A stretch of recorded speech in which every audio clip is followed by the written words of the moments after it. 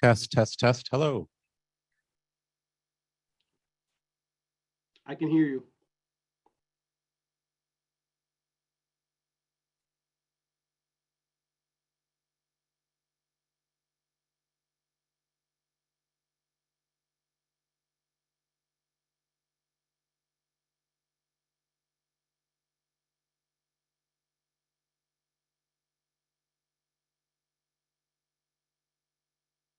Test, test, test. Whoa, that works. Okay, great.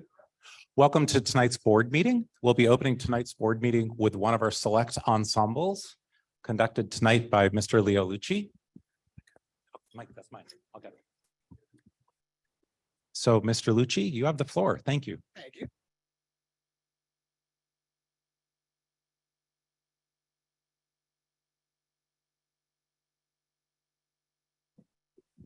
Hello, there we go.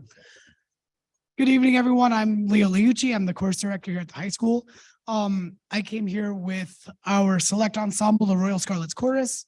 This is our group that is by audition, and they meet twice a week after school.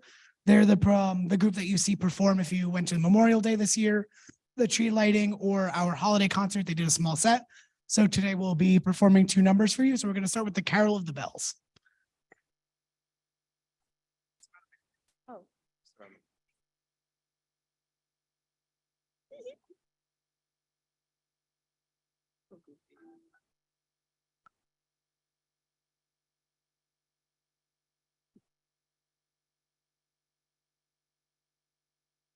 Hark how the bells, sweet silver bells, all seem to say, throw cares away. Christmas is here, bringing the cheer to young and old, meek and the bold. Ding dong, that is their song. With joyful ring, all caroling. One seems to hear words of good cheer from everywhere, filling the air.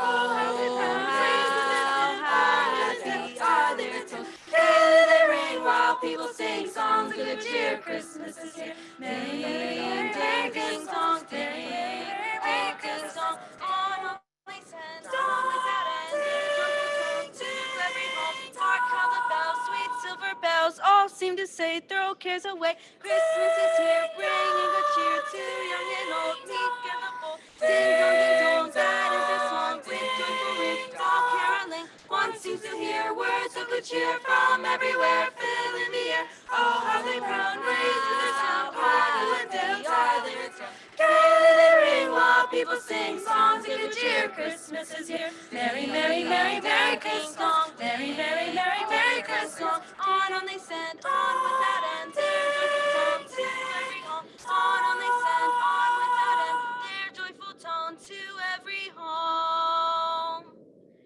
Ding dong, ding dong.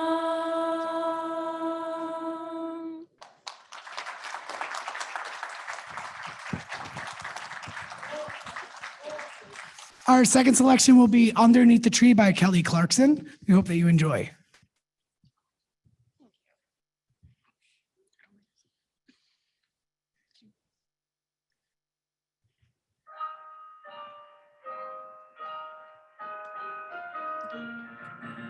You're here where you should be. Snow is falling as the carolers sing.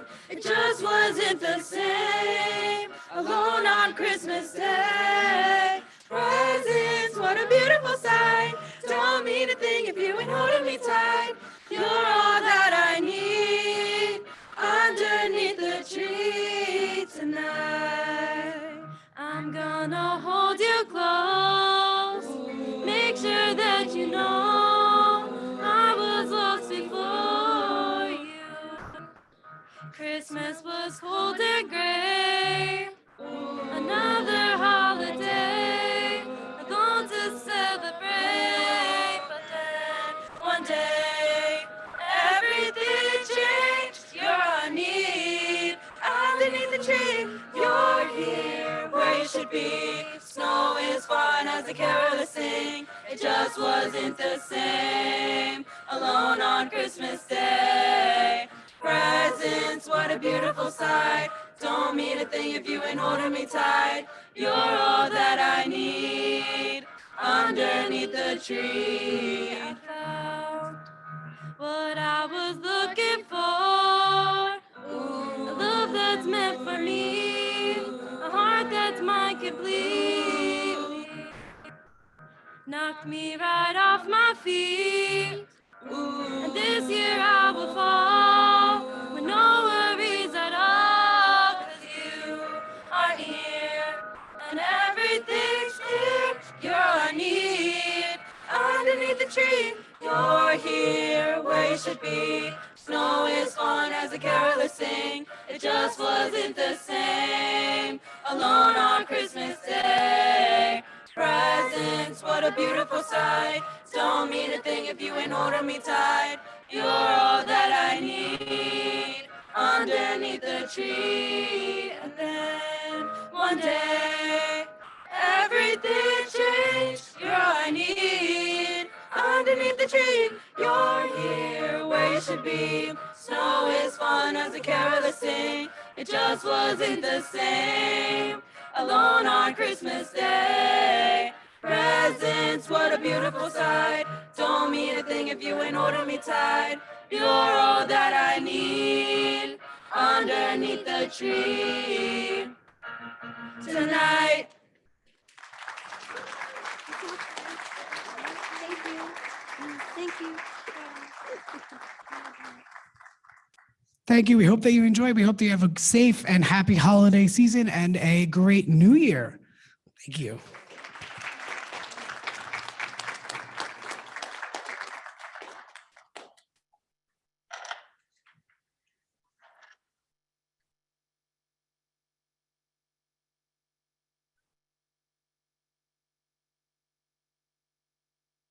Mr. Lucci, thank you again. And thank you to the students. Sounded awesome. Thank you for helping us bring into the holidays. It's wonderful.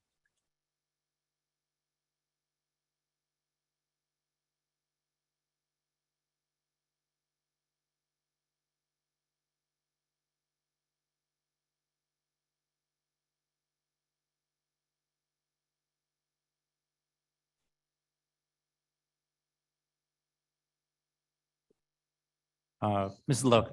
Loyacona, thank you for joining us again. Could I ask you to, actually, I think we need a motion to transfer the secretary back to Ms. Loyacona now, because it was a motion to place me in that role. So motion, Yes, make a motion to transfer back to Mrs. Lycoma.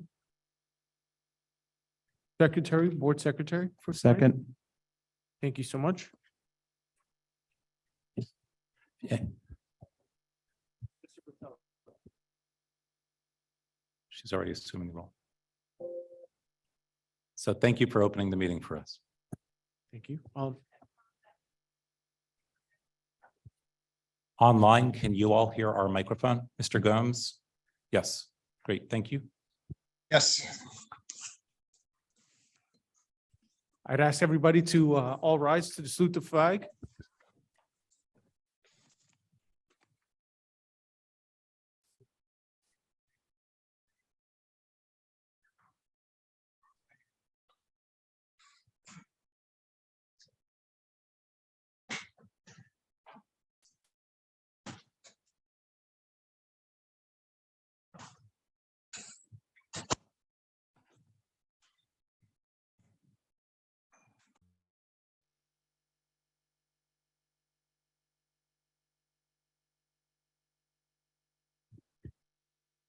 Motion to open the meeting. Do we? Second.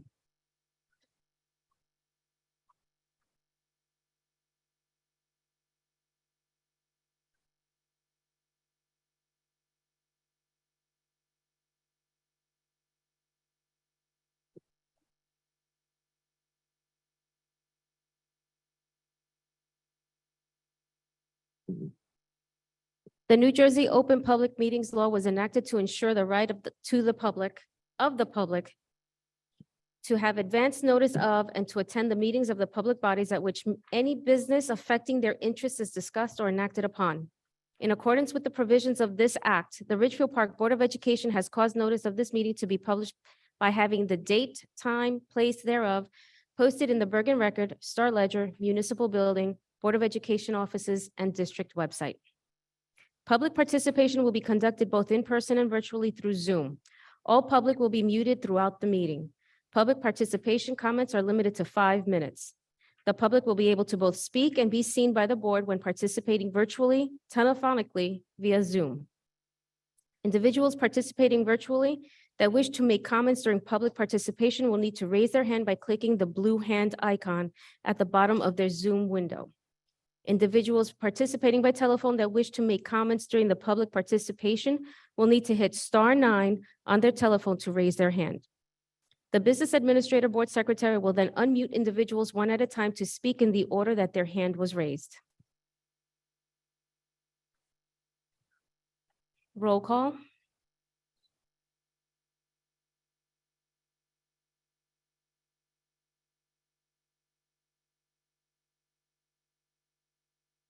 Mr. Phytros? Chris Gibbons? Bernard Gomes? Present. Diane McNeil? Here. Ricardo Martinez? Present. Michelle Orth? Here. Berlinda Rodriguez? Here. Tom Verselli? Here.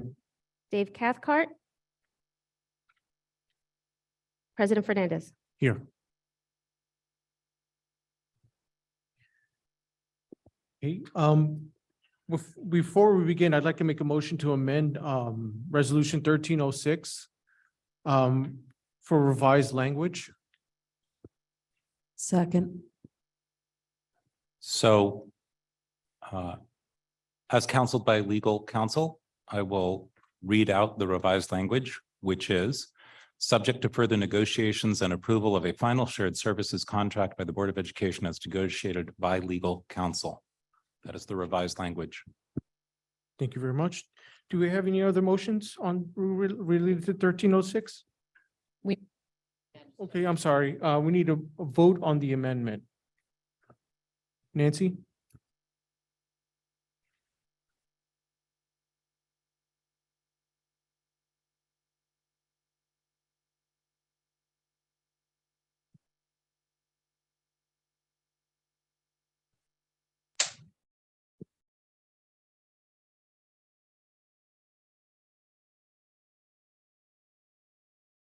Bernard Gomes? Yes.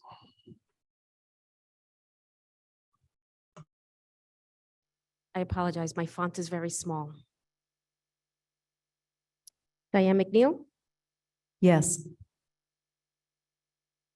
Ricardo Martinez? Yes. Michelle Orth? Yes. Berlinda Rodriguez? Yes. Tom Verselli? Yes. President Fernandez? Yes. Do we have any other Passed. motions? I'd like to make a motion that we table item 1306. I Pending- second. Pending more information and facts in relation to this motion.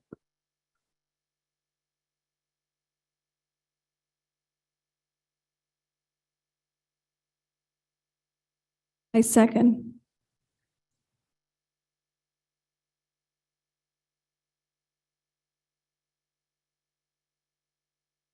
Bernard Gomes? Yes. Diane McNeil? Yes. Ricardo Martinez? Yes. Michelle Orth? Yes. Berlinda Rodriguez? Yes.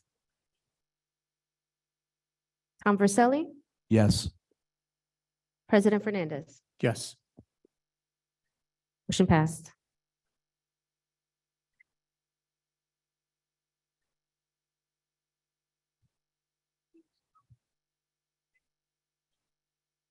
Moving on to the approval of minutes.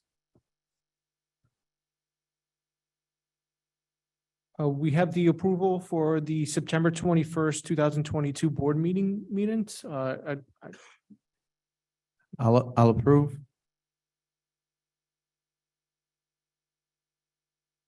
Second. Who seconded?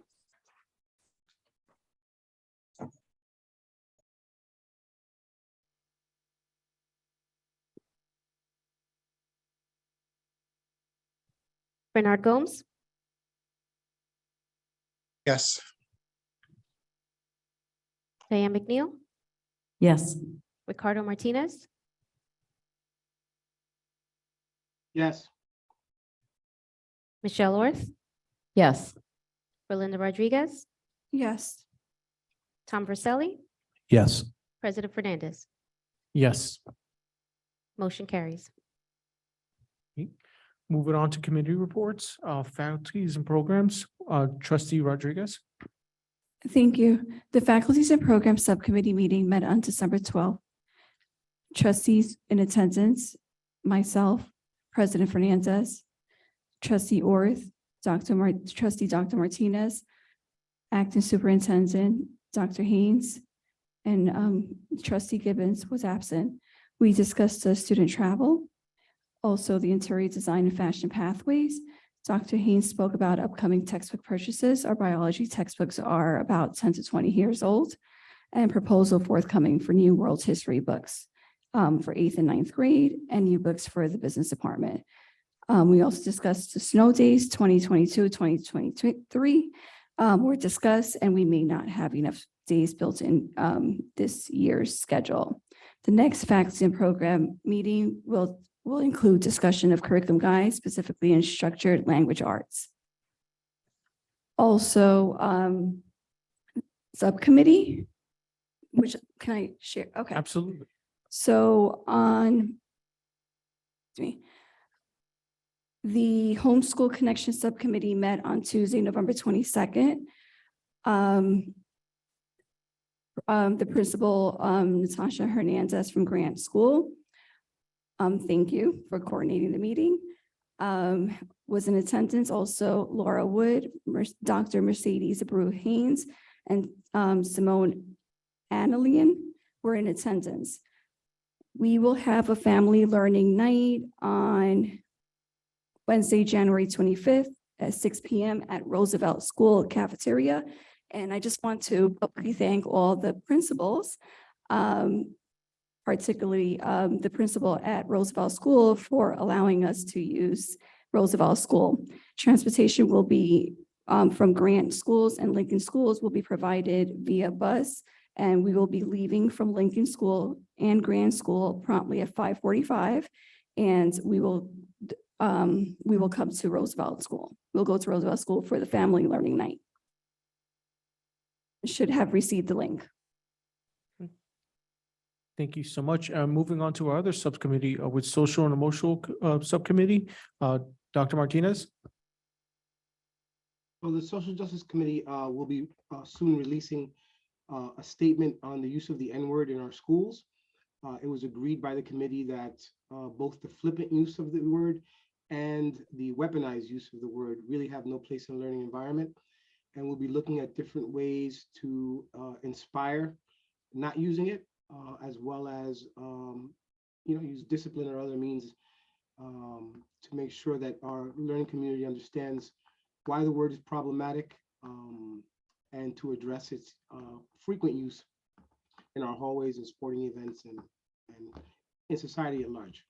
That aspirational document will come out soon and go out to the entire learning community. Thank you so much. Moving on to buildings and grounds. Trustee Cathcart cannot be here, so I'll be reading his statement. The committee met on December 6th, where we reviewed the presentation about the village's master plan.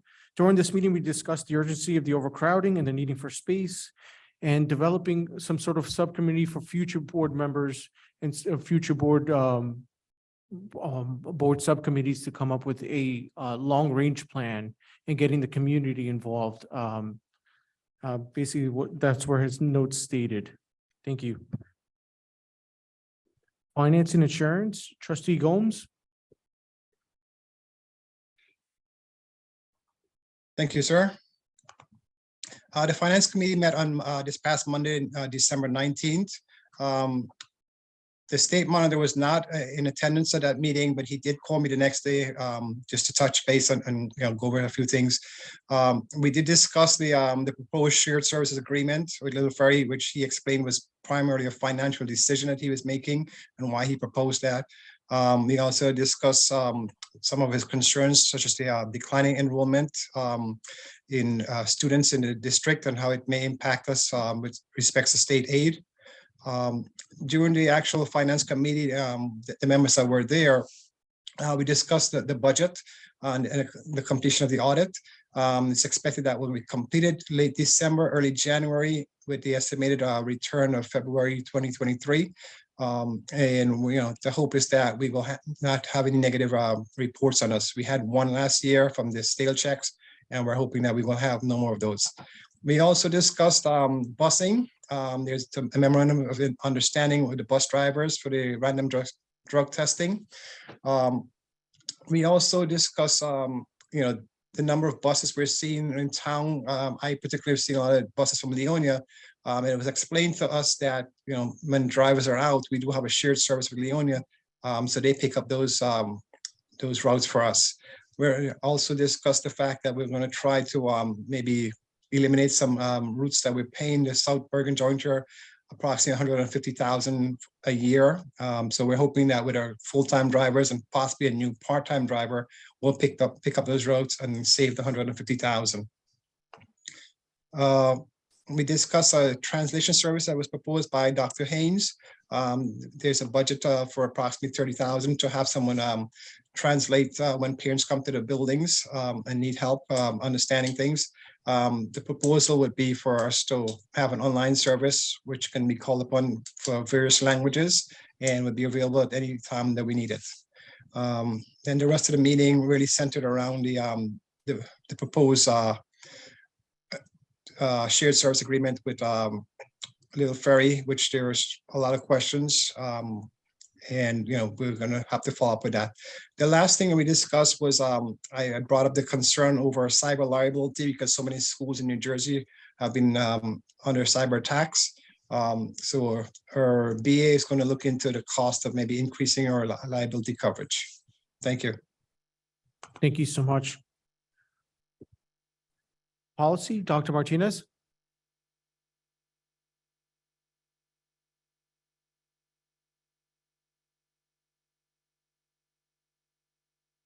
The policy committee met on December 14th.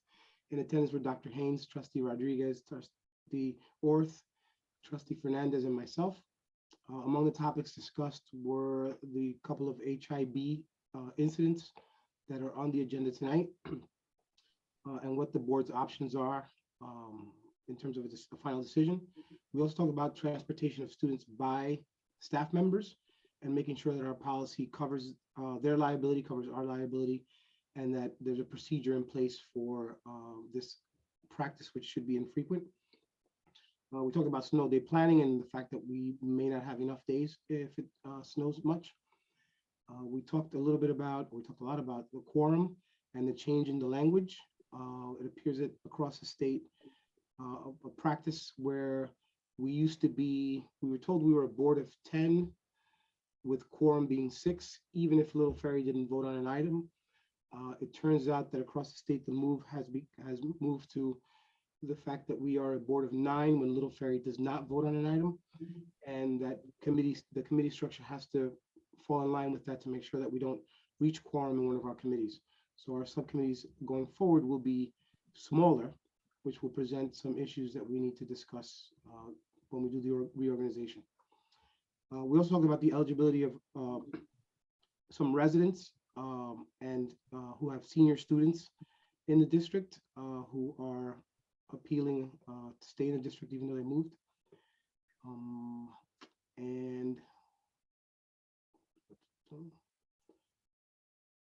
And off topic, we're giving a green light to our BA to have the New Jersey school boards review all of our policies. It's a free service they provide that's included with membership, and we hope that that'll shore up our policies going forward. Thank you. Thank you so much. Personnel Committee met on December 12th. Those in attendance was State Monitor Egan, Dr. Haines, trustees Rodriguez, Verselli, Cathcart, and myself. During that meeting, we discussed various topics regarding, building our respect with the community, being more active, introducing the ROTC program, restoring respect to community, major concerns being situations with pending lawsuits. Basically, we, as a subcommittee, we wanted to be able to show the public that our two districts are moving forward together. We discussed overcrowding in our buildings. We were considering initiating the RFP for the superintendent search.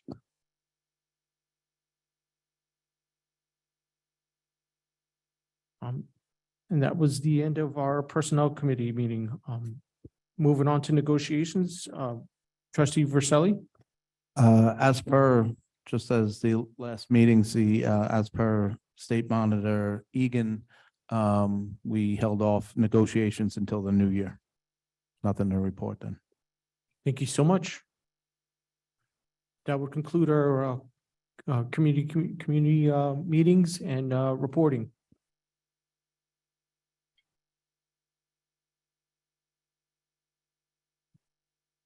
Moving on to the acting superintendent report. So the acting superintendent is going to defer the floor to Mrs. Jamie Hasselberger for a presentation on early decision. Please take the podium, Mrs. Hasselberger.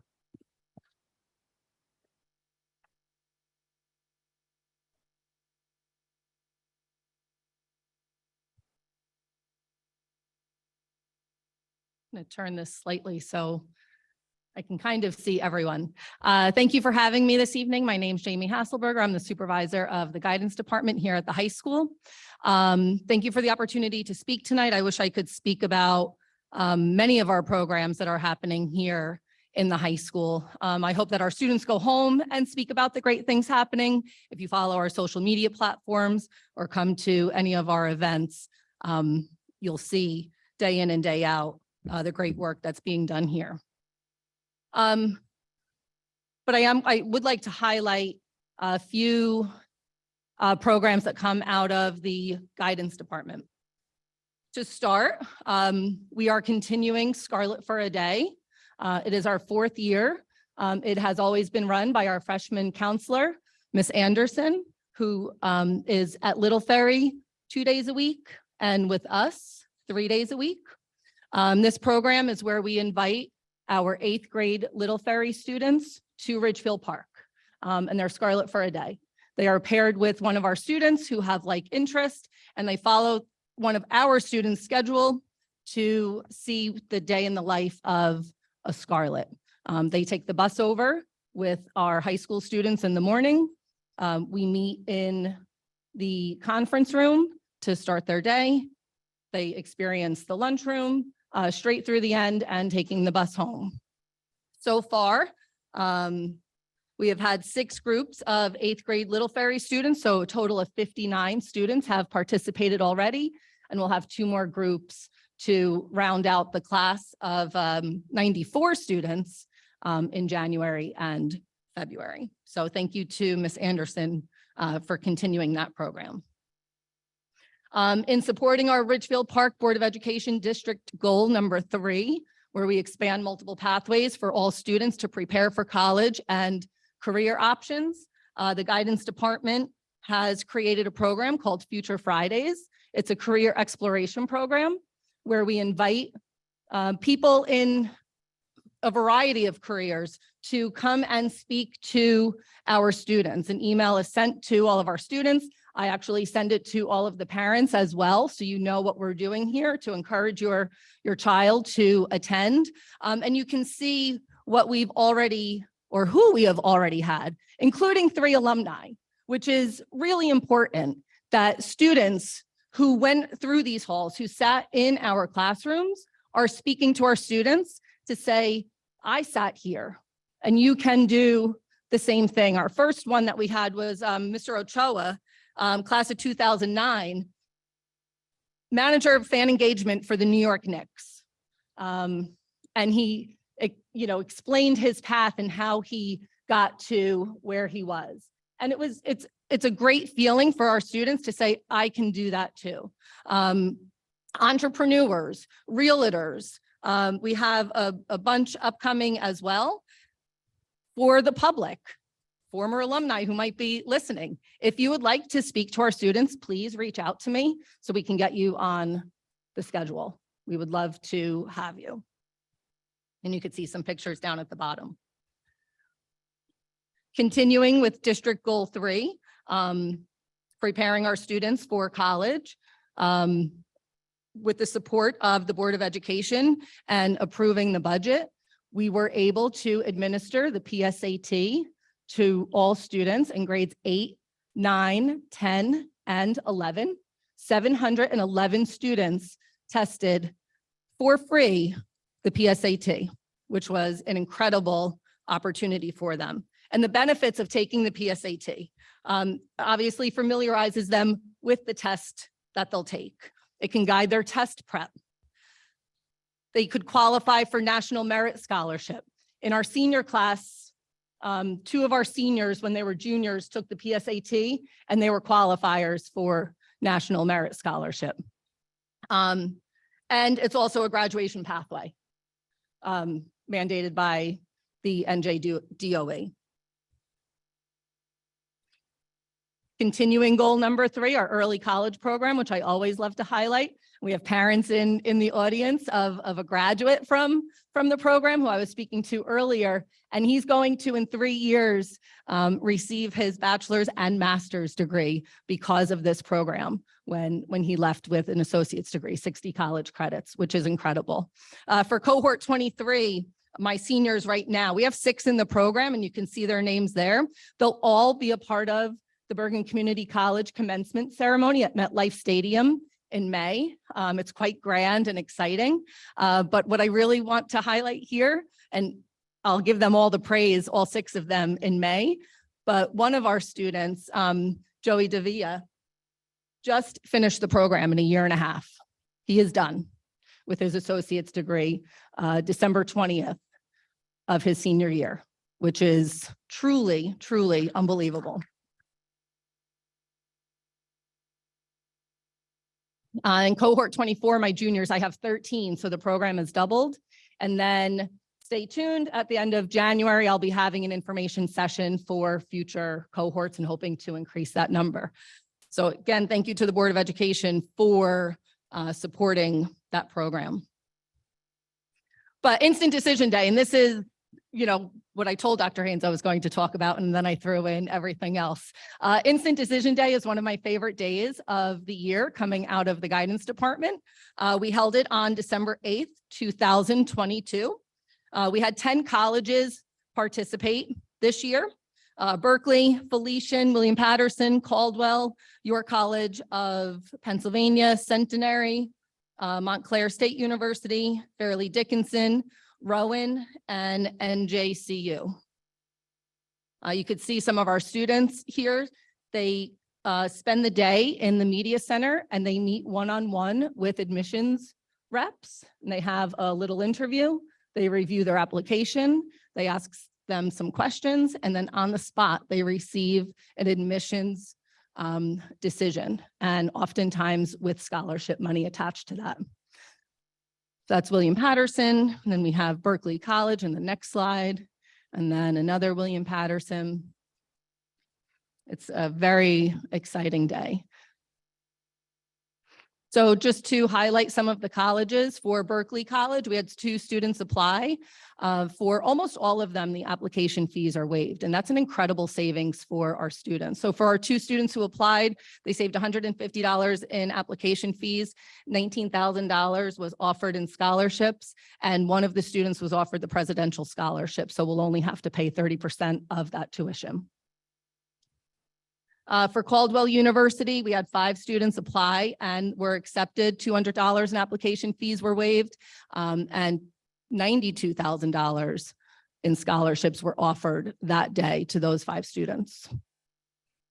Centenary College, we had 2 students apply, $60 in application fees, and those scholarship offers are still pending. For Fairleigh Dickinson University, 20 of our students applied. $1,000 was waived in application fees, and those scholarship offerings are also still pending. Felician, we had 7 students, $210 in application fees waived, and $110,000 offered in scholarships on that day. Montclair State University, 24 students participated that day. $47,000 was offered in scholarships. That's $40,000 more than last year. Last year, $7,000 was offered to our students who participated. So quite an increase from last year. They don't waive the application fee for all students. It's only need-based. But for that, $780 was saved in application fees that day. NJCU, 8 students applied, $400 in application fees waived, with scholarship offers still pending. And Rowan University, 5 students, $325 in application fees waived. William Patterson, 14 students, $700 in application fees waived, $5,000 in scholarships were offered with others still pending. York College of Pennsylvania, we had 1, but still he saved $75 in his application fee. And here are pictures of some of our students who were so excited. Going into it, they were so incredibly nervous. What am I going to do? What am I going to say? What are they going to ask? How am I going to answer? And then I should have had video actually when they got up and they turned around and literally jumping up and down. It was just truly such an incredible day. Some more pictures on the next few slides. And you could see them with their pennants from the college that they were accepted to. And it's non-binding, so they don't have to decide, but they go home with peace of mind that they have college acceptances in their back pocket, and they could take their time to make a decision of what they want to do and what will best suit them in their future. Continuing with some more pictures, and you could see their big smiles. They were so excited.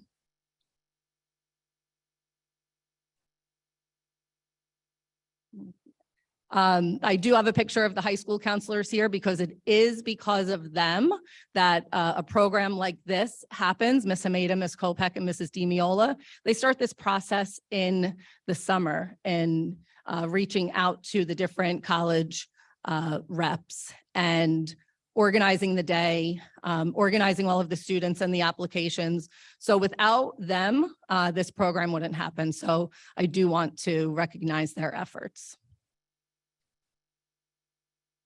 So in total, we had 28 seniors participate, 90 applications were submitted for those colleges, $3,855 was saved in application fees, and $274,000 was offered in scholarships on that day, with more to come. So that is an incredible day for our students and something that we should be very proud of.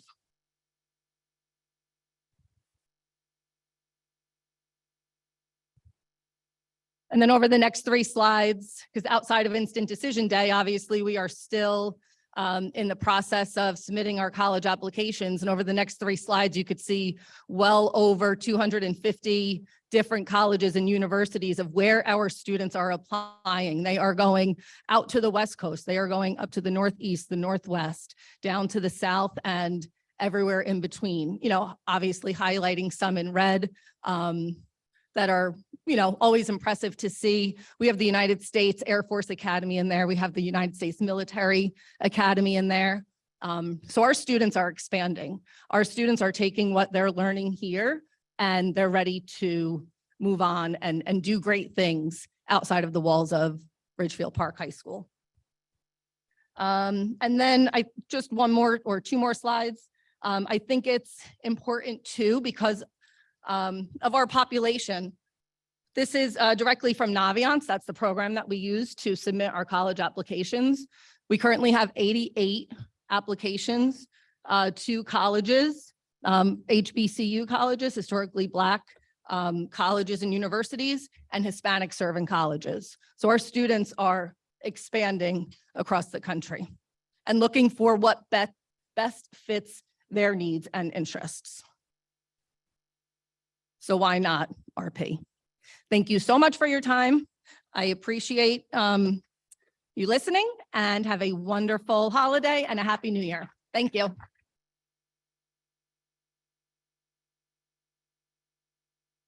Thank you, Mrs. Hasselberger. This is one of the presentations I look forward to every year. And I thank you for the good work of you and your department in offering our students ever increasing opportunities for their future. Thanks again. That ends the superintendent report. Okay, State Monitor Egan could not make tonight's meeting, so we're gonna jump over to open up the floor to citizens' comments on agenda items. I repeat, on agenda items, but before we do that, can we please open up our public comment guidelines, please? Dr. Martinez, would you like to read that, or I have that in front of me? Let me know.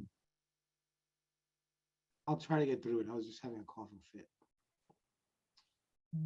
Good evening. Before we begin public comment, as the chair of the policy committee, I want to remind everyone that we believe it's crucial to hear from our community members about their concerns and issues. The board is here to listen. However, the public comment period is not designed to be a discussion. Accordingly, the board may respond to easier questions tonight or may not respond to questions tonight, depending on the level of research needed to answer the questions. This is because we take your concerns and questions seriously and want to have sufficient time to process and research issues if need be. We will, however, expect that Dr. Haines or the relevant staff member will get back to you. I also want to point out that under state and federal privacy laws, the board is unable to respond to comments related to school personnel or students or those that involve pending litigation. Please know, however, that we take personnel and student concerns very seriously. On these matters, we would ask you to go through the appropriate administrative channels, such as your school principal, the administrator in charge of that department, or Dr. Haines. We want our school board meetings to serve as an example to our students that members of our school board and members of our community can deal with controversial issues in a civil manner and demonstrate mutual respect for one another. In that spirit, we will insist that all speakers and members of the audience address their comments to the board president directly rather than the audience. Finally, I want to remind everyone that the board and the administration is reachable by emails listed on the website. For tonight's meeting, there will be 2 public comment sessions, one on agenda and one off agenda. There is also a sign-up sheet at the podium, or you can raise your hand through the Zoom app. We will call your name in the order that you were signed in. Each member of the public will have 5 minutes to speak during each comment period. Time cannot be transferred to other individuals. The public comment period will be 1 hour for on-agenda items and 1 hour for off-agenda items. The board will now entertain public comment. Please remember to state your name, Ridgefield Park mailing address, and to keep your comments brief to allow sufficient time for other members of the public to speak if they wish. Thank you. Thank you, Dr. Martinez. Before we open up the floor for public comment, I just want to make everyone aware that we did table 1306, and we also made a motion to revise language to that resolution.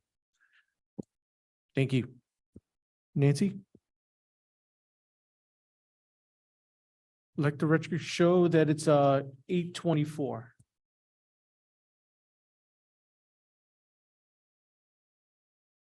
Susan DeSantis?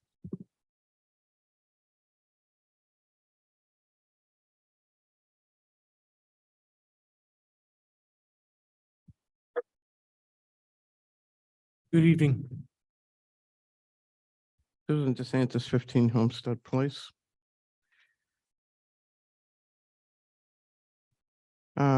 Resolution 1302 and 1303. I see we're losing another 2 people to add to the 30 plus we already have. We're losing, that's about 10% of the staff so far in a year. 1311. So now we're going up another $36,000 to add to the phenomenal amount we already have to keep Dr. Mender sitting home. Tabled resolution 1306. There's a lot to say about this. Dyan Theimann is the one that basically started this program. She recruited it, the kids. She did the grant. She did all the work for it. She has $1 million coming in next year, 68 students coming in. And now you're going to turn it over to Little Ferry, who has 0 program at all, and hire somebody from there to run our program. Why? As I mentioned before, public speaking was that we already tabled that. Hmm? We already tabled that resolution. Yeah, well, it's still on the agenda. It's just laying on the table. Typically, it would be difficult for us to answer questions when we're still seeking those answers ourselves. That's why we tabled it. Respectfully. Well, it's not like the community is ignorant to know, what's going on, and this was being pulled tonight, right before Christmas. Like everybody would stay home and this would just go through and nobody would know. We knew why you wanted her out of the position as middle school principal, where she was doing a good job and the parents and kids were happy with her. And now you're trying to take her out of this, which we said before you pulled this tonight. I hope you're gone in January. Dr. Bender needs to come back and get this district back to where it belongs. Thank you for your comments.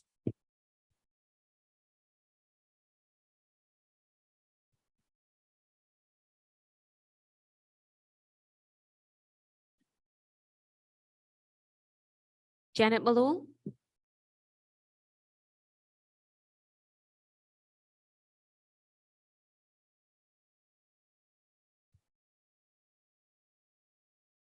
Good evening, miss. How are you? Good evening, Janet Malul, 163 East Grand Avenue.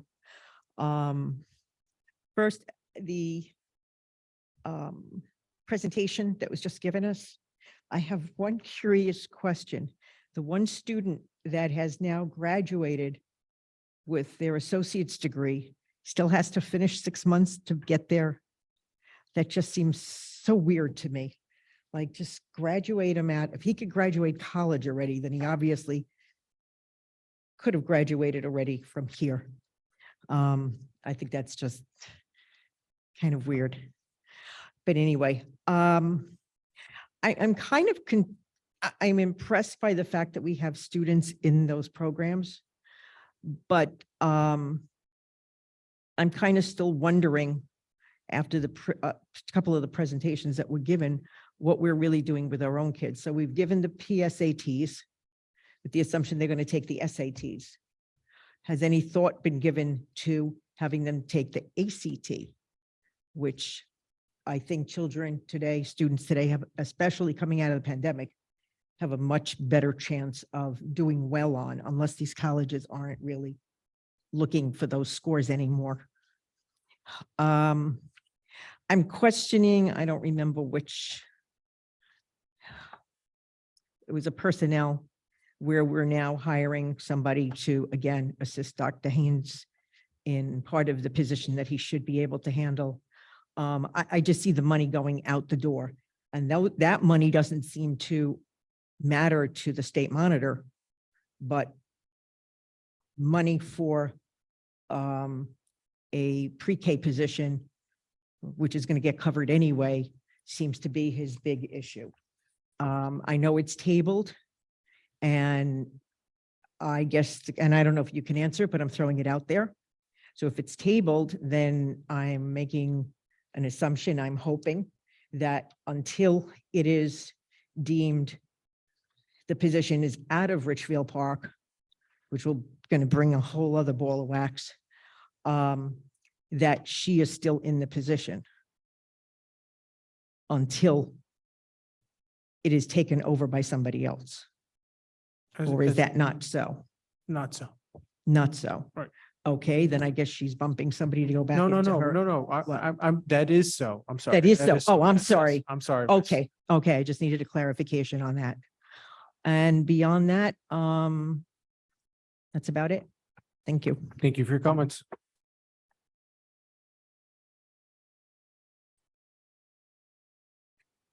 Ed DeSantis,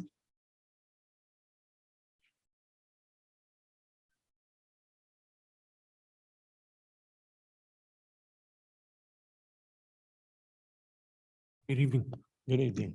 At DeSantis 15 Homestead Place. Both presentations tonight were very good. I'm glad some of our students were able to get scholarships. Again, it was very well done. And of course, the small ensemble was very enjoyable. Resolution 1302. I know every year we have to have some attrition. There's always people leaving, but it's a great disappointment. Anne Marie Coyle is leaving the district. She's been a great employee for many years, and I'm very personally sorry to see her go. Resolution 1311. I too have a concern about the amount of money we're spending on additional curriculum people. I mean, at this point, we don't know the results of some of this additional curriculum effort, but a lot of money is being thrown out at assistants, supervisors, assistant director. We have a director of curriculum. More money going at something doesn't always mean better results.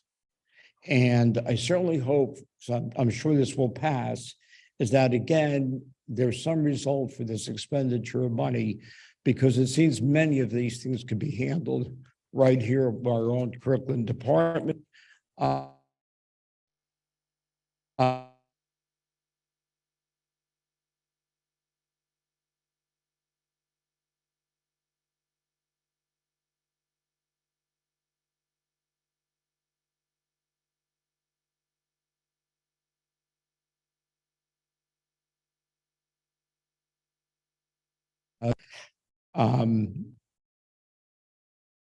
Technical teachers who have tenure would not get a teaching position. However, no arrangement is made for that, and I'm not in favor of that because I think that we're losing a good administrator. Now, although the vote's going to take place tonight, Ms. Thiemann put a lot of effort and a lot of work into being the principal of the middle school. From what I've seen and heard, she put 100% into that. And that went away. And then the new position was forced upon her. And you know what? She put 110% in. She got grants. No, Dyan Theimann deserves a clapping because she does. She did this. And now it's attained additional money to cover her salary. I'm surprised that this resolution even came to the table. And I would hope that we maintain our after-school program here with the money we've received. I'm not even sure what happens to our money if we don't have the program here. Do we have to give it back? But I certainly don't want to lose someone who's put that much in, despite the diversity, not diversity, the differences that have occurred in what people's opinions are of whether she should have the job. I hope that we keep her, and I would like to know what's going to happen January 1st. I think you said she'll continue as it is now.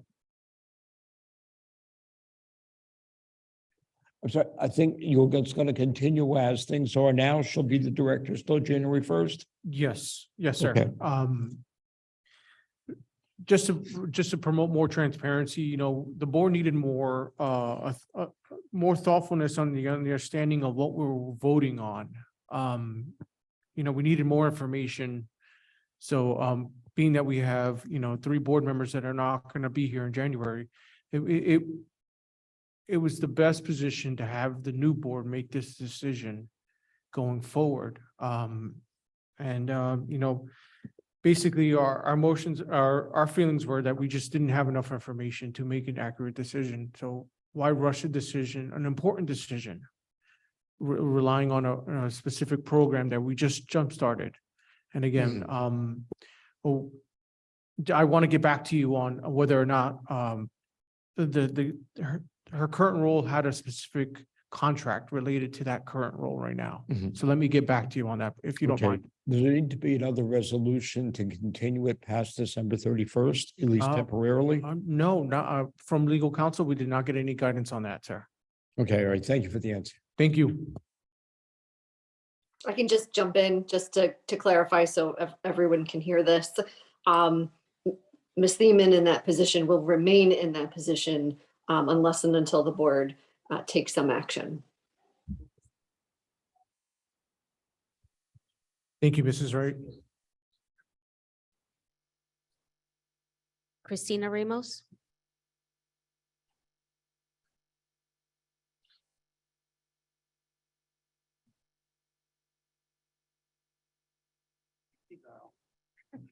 Good evening. Good evening, Christina Ramos, 382 Teaneck Road. I just basically have I know we've already discussed Resolution 1306. I'm happy that it was tabled. However, there's still some questions. I think Mr. DeSantis covered a few. But so we know that Mrs. Thiemann's contract ends on the 31st. Can the state monitor at a later time overturn the board decision to table this? In other words, tomorrow he can call and say, I'm going to overturn this. Yes, the answer is yes. The So the answer is public yes. can hear. The answer is yes. The answer is yes. Okay. Is Ms. Thiemann still going to continue in her position even without a contract? How does that affect us legally in terms of, well, again, if the state monitor tomorrow decides to overturn the decision, then all this would be for nothing. Well, I don't understand how this came to be. We pretty much all predicted this. We didn't need a crystal ball to see this was coming our way. Mr. Haines, I hold you personally responsible. You are dishonest and conniving. You're destroying people's lives, and what goes around comes around. You sat there and you told us time after time when we asked you about her position in this district. We asked you directly in every way we possibly could, and you lied to us. We knew you were lying, but we wanted you to publicly do it. I guess you have no shame, do you? Where did this, whose idea was this? Because previously, when resolutions were made, it was only recommendations by the state monitor. By the superintendent. Now, the resolution says recommendations from superintendent and state monitor.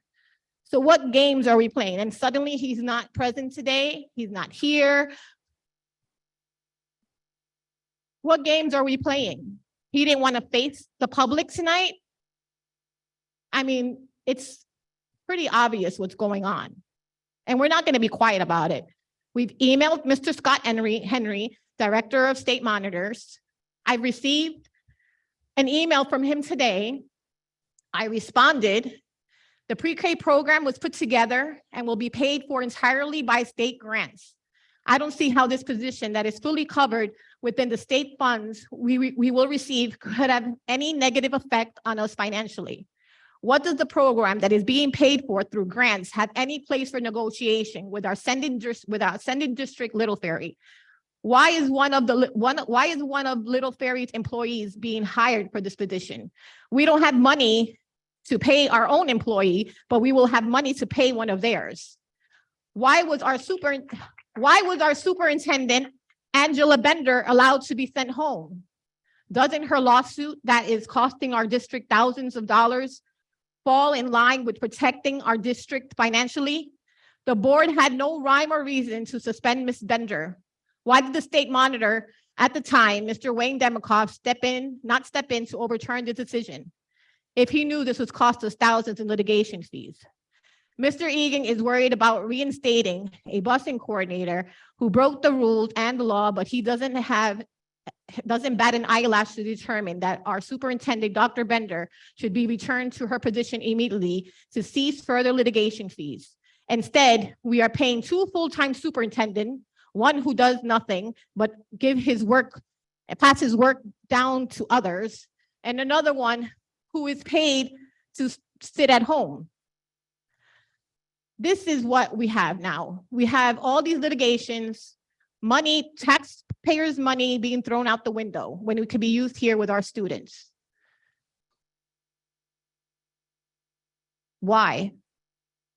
You don't care about anybody? You don't care that Mrs. Thiemann served here 25 years?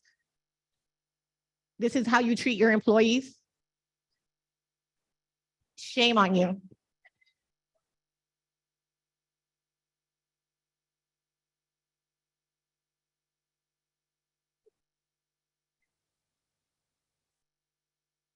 John Rafferty. Good evening. Gentlemen, ladies, I'm going to start this meeting off with some good news. Sir, state your name and your address, please. John Raftery, 54 Euclid Ave. Last 3 months in transportation, in dollars, in overtime. September, minus $1,819 in overtime. October, minus $1,010 in overtime. November, minus $3,047 in overtime.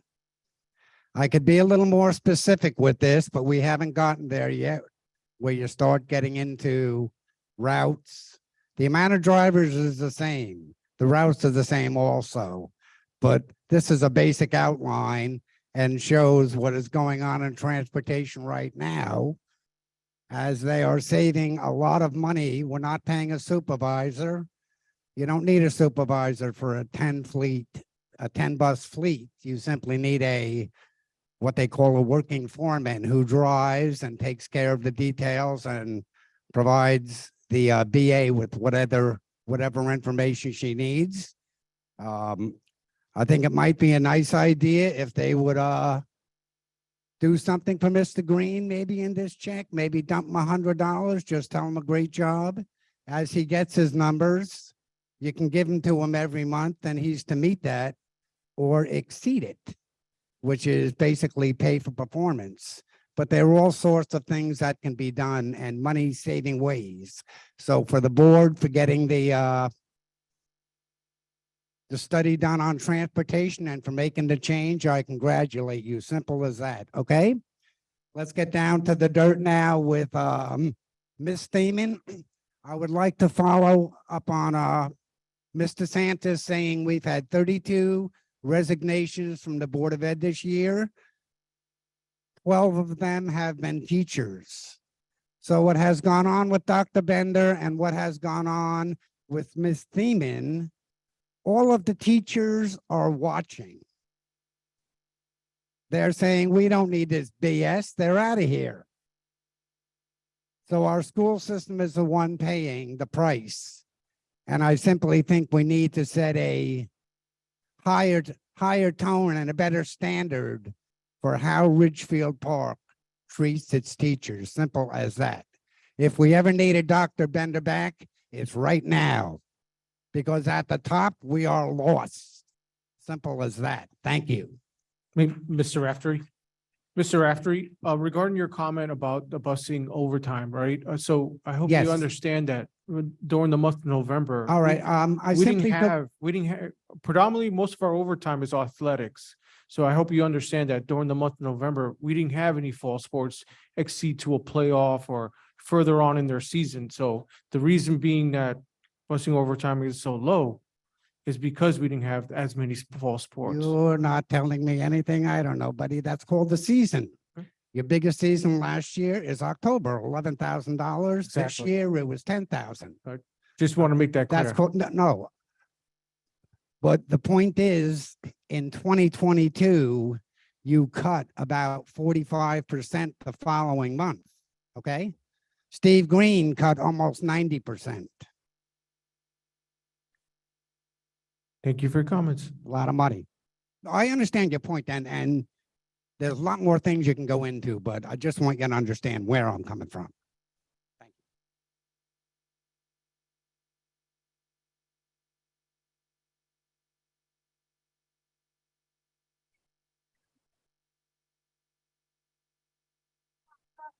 you. Thank you for your comments, Radon. I cannot read the following name, but it's B. Heaney.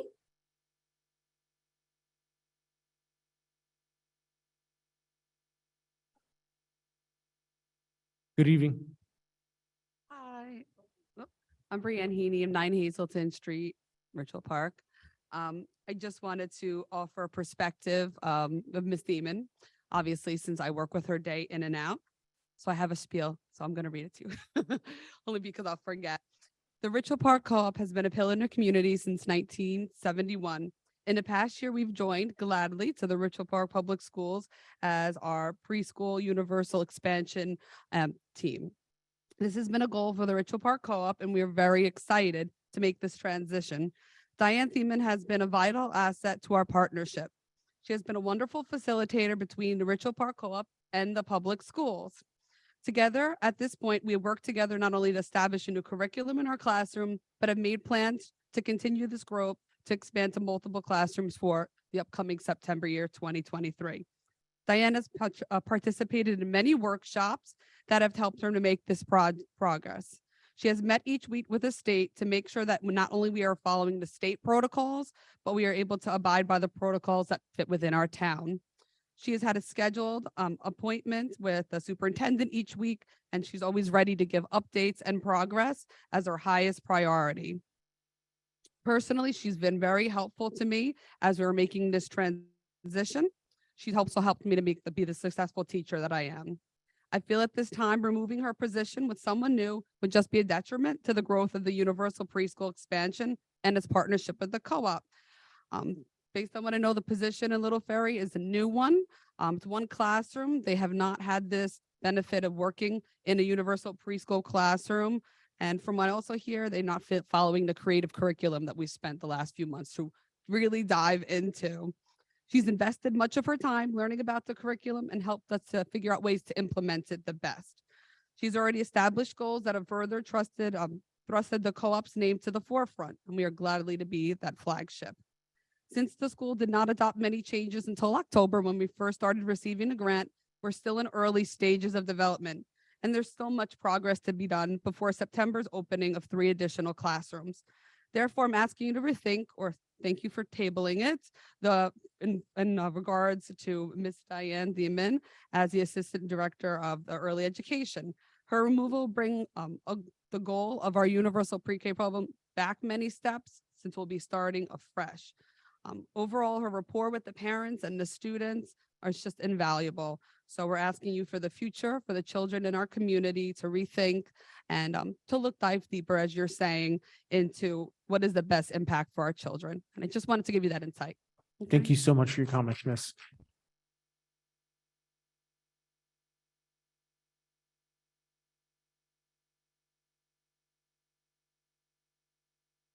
Lori Passia. Good evening, Miss. Good evening. Lori Pasiak, 15 Webster Street. I have been in this town for 23 years. This man is appalling. I don't understand why this board does not stand up to this. You're telling me you do? 3 of you are going home because of last election. I swear to God, if I have anything to say, 3 more of you are going home the next one. I'm done. They're done. We are all done with his baloney. I really want to say something worse, but I'm a PTA president and I don't want to do that. You are a miscreant. I don't even understand how you got into education. I'm just done.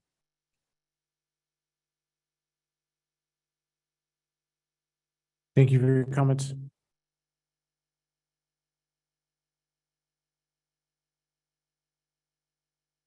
Jay Sean Sadler.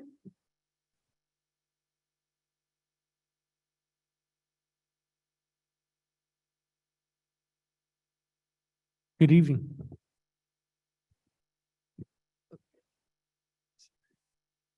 Hello, good evening. So I wanted to firstly thank Ms. Hasselberger for her presentation, as well as the guidance team and the entire district staff in general. It's not easy work, helping kids to get to college. So I definitely very much appreciate being able to see all of that hard work come to fruition for our students. And, like I said, special shout out to the guidance team and to Ms. Hasselberger for that hard work. Very, very beautiful to see. I also wanted to thank the Social Justice Committee for their, continued work.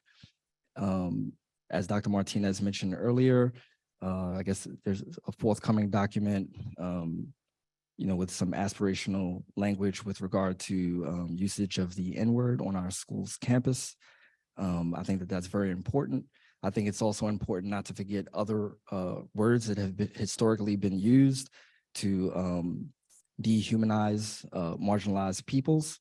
It's very important that we recognize emotional harm is real and just as damaging as physical harm. And we should be taking active steps as a community to address that wherever we can. Language really matters. So I'm very appreciative of that work and look forward to continuing it. I also would like to mention Resolution 1306, which I know it's been mentioned many times, has been tabled. I just wanted to express my own experience, as a parent of two middle school children who were very, very fortunate, to have Mrs. Thiemann as their school principal. My family, and I've got up here and I said it before, words cannot suffice to express how much Miss Thiemann's presence meant. As she supported, my children here. And last year, we were told, as I recall, that she was being moved out of that particular position because she was needed for this pre-K position. I was not happy with the move, but of course we had to accept it. I mean, if that was the decision that was being made, it now seems to me,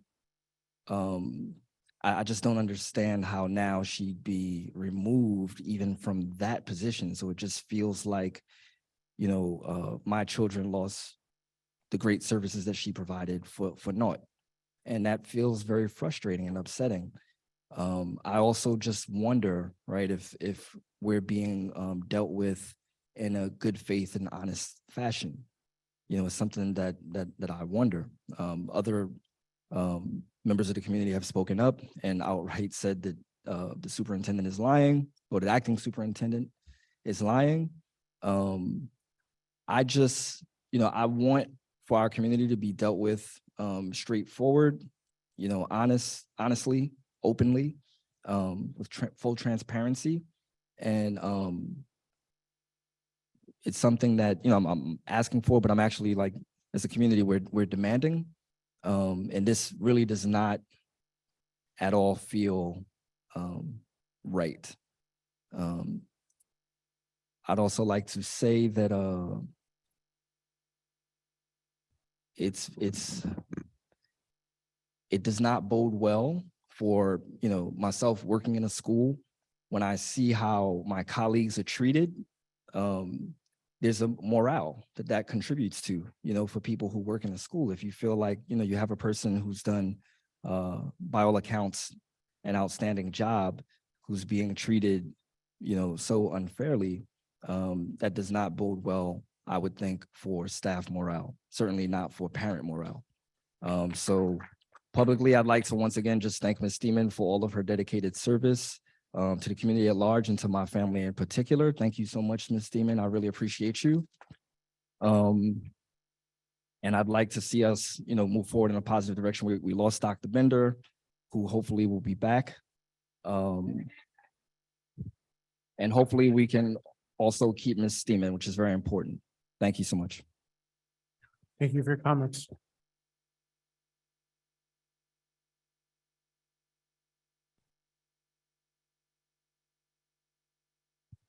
Okay, not seeing any hands, not seeing any other further individuals signed up. Would you mind signing up then, Miss?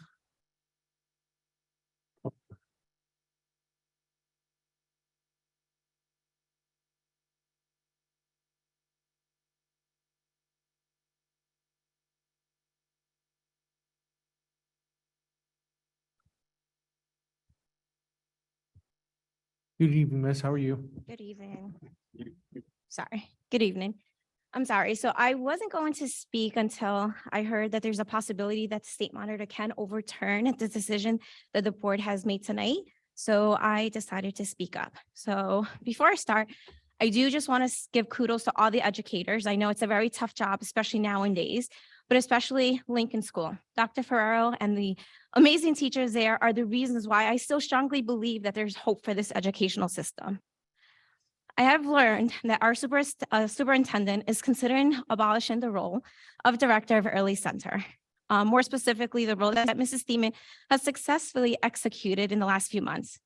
This is after the superintendent felt that this role was so much more important than having a middle school principal, when we all know that a middle school principal was extremely important because those students really needed the time and dedication of a leader. This has nothing to do with funding because to my knowledge, the government funded it. And there's no money necessary to be given to this program. I know if we were so tight in our money, we will be asking Little Ferry for the money that they owe us. But we don't know if this was ever even paid back, or is it just being ignored? Or is this agreement with the service, shared services is something that's going to help with that? To me, this feels a bit personal. You feel it's more important to remove such a stakeholder from our community, such as Mrs. Thiemann. She has been part of the community for 25 plus years. She has attended numerous community events. She, even throughout this year presently, even though she doesn't play a role as a leader.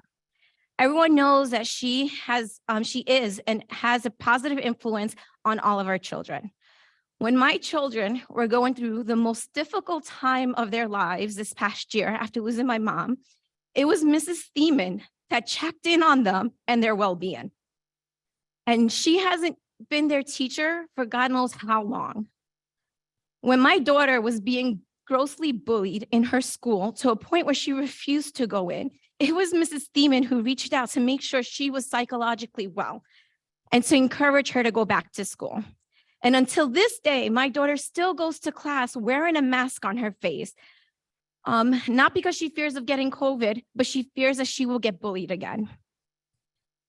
She's afraid that they're going to pick on her, call her ugly, and tell her she's a nobody.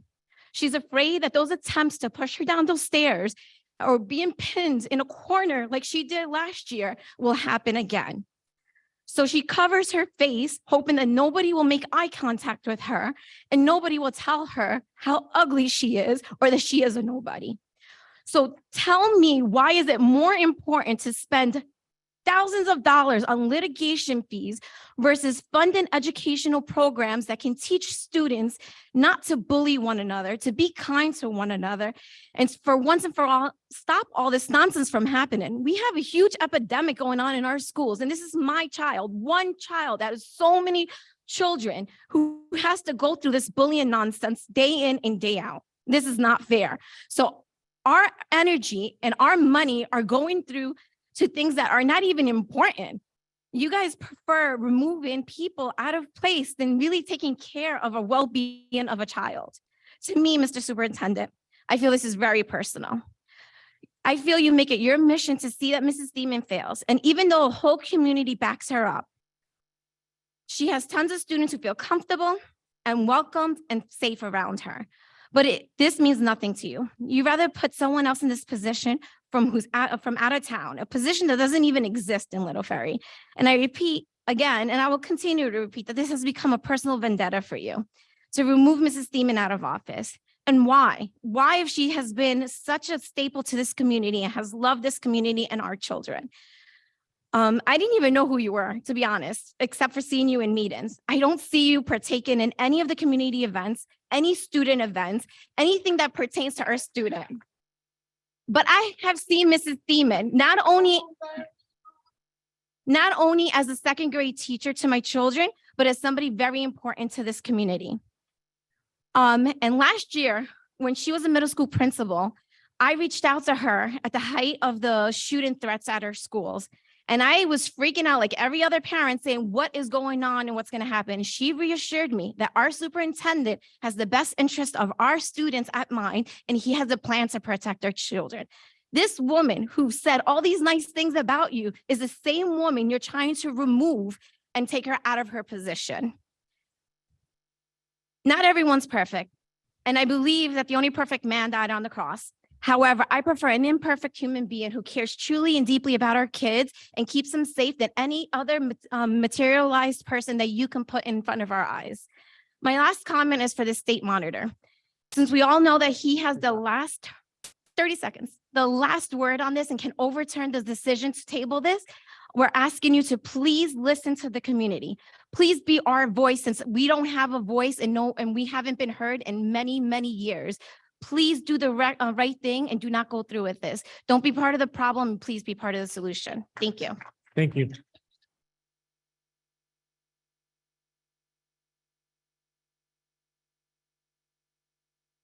Elisa Quincha, 88 Overpeck. Thank you.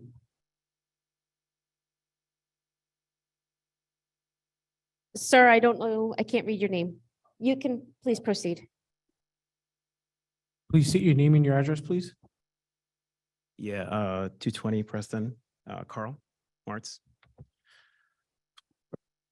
Alrighty, so I mean, everybody has said what they had to say with a passion. I applaud you guys, by the way.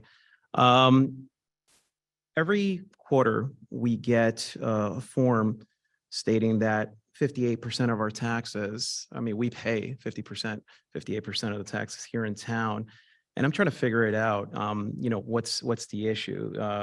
Situation with Dr. Bender, I'm not too familiar with that, but after hearing them talking about it, you know, really disappoints me on all the legalities and everything that we have to pay for. So I'm not sure on why so much money is just being drowned in our town. There was one thing that somebody said, honesty. For the time that I've been here, I don't think that Ridgefield Park has been really honest with their residents. That's what I think. Thank you. It kind of stinks because when it's coming about dealing with our children, especially our children, and you know that because we spoke personally, you and I, Haines. I want to make sure that I feel safe as a parent in regards of what our teachers are dealing with our kids, whether pandemic-wise, problems, whatever the case may be. Changing instructors, directors, anybody is going to affect the lives of kids.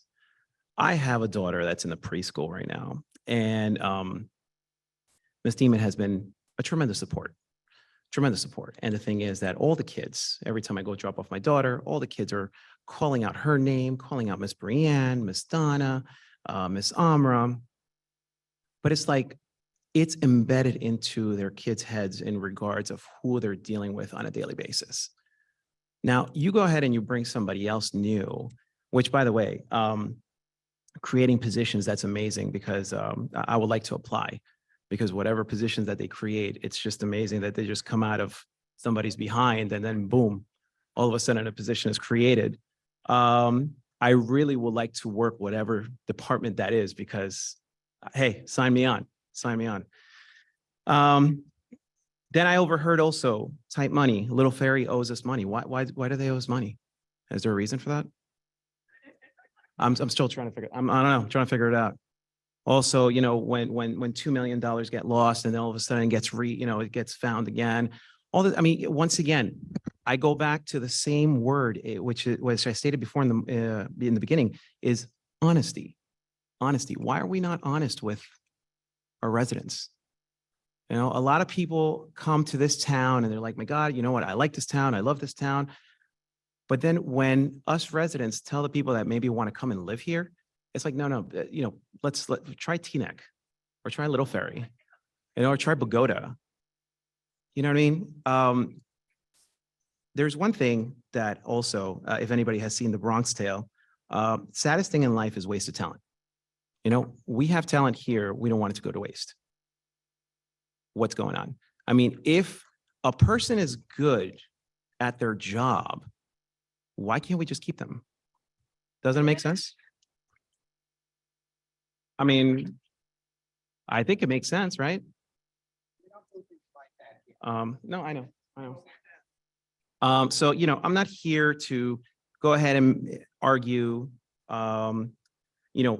scream with passion, which I respect everybody that has done that. But put some sense into it. Let us know what's going on, because in all honesty, once again, my child's in preschool, and then I have another one that's in junior high, and it kind of stinks and they don't say it, but when they talk to you, they're always looking behind their back, seeing if they're going to go ahead and teach another year, so it kind of stinks. I hate living like that, but I guess it's something that needs to be stated after, once again, everybody there. But, I want to, after, this conversation of 20 seconds, I just want to clearly state about honesty with Ridgefield Park residents. I volunteer also in town. We're very honest with what we do. It's something that needs to be placed into the field as, once again, us residents and you guys taking care of our kids. All right, thanks. Thank you for your comments.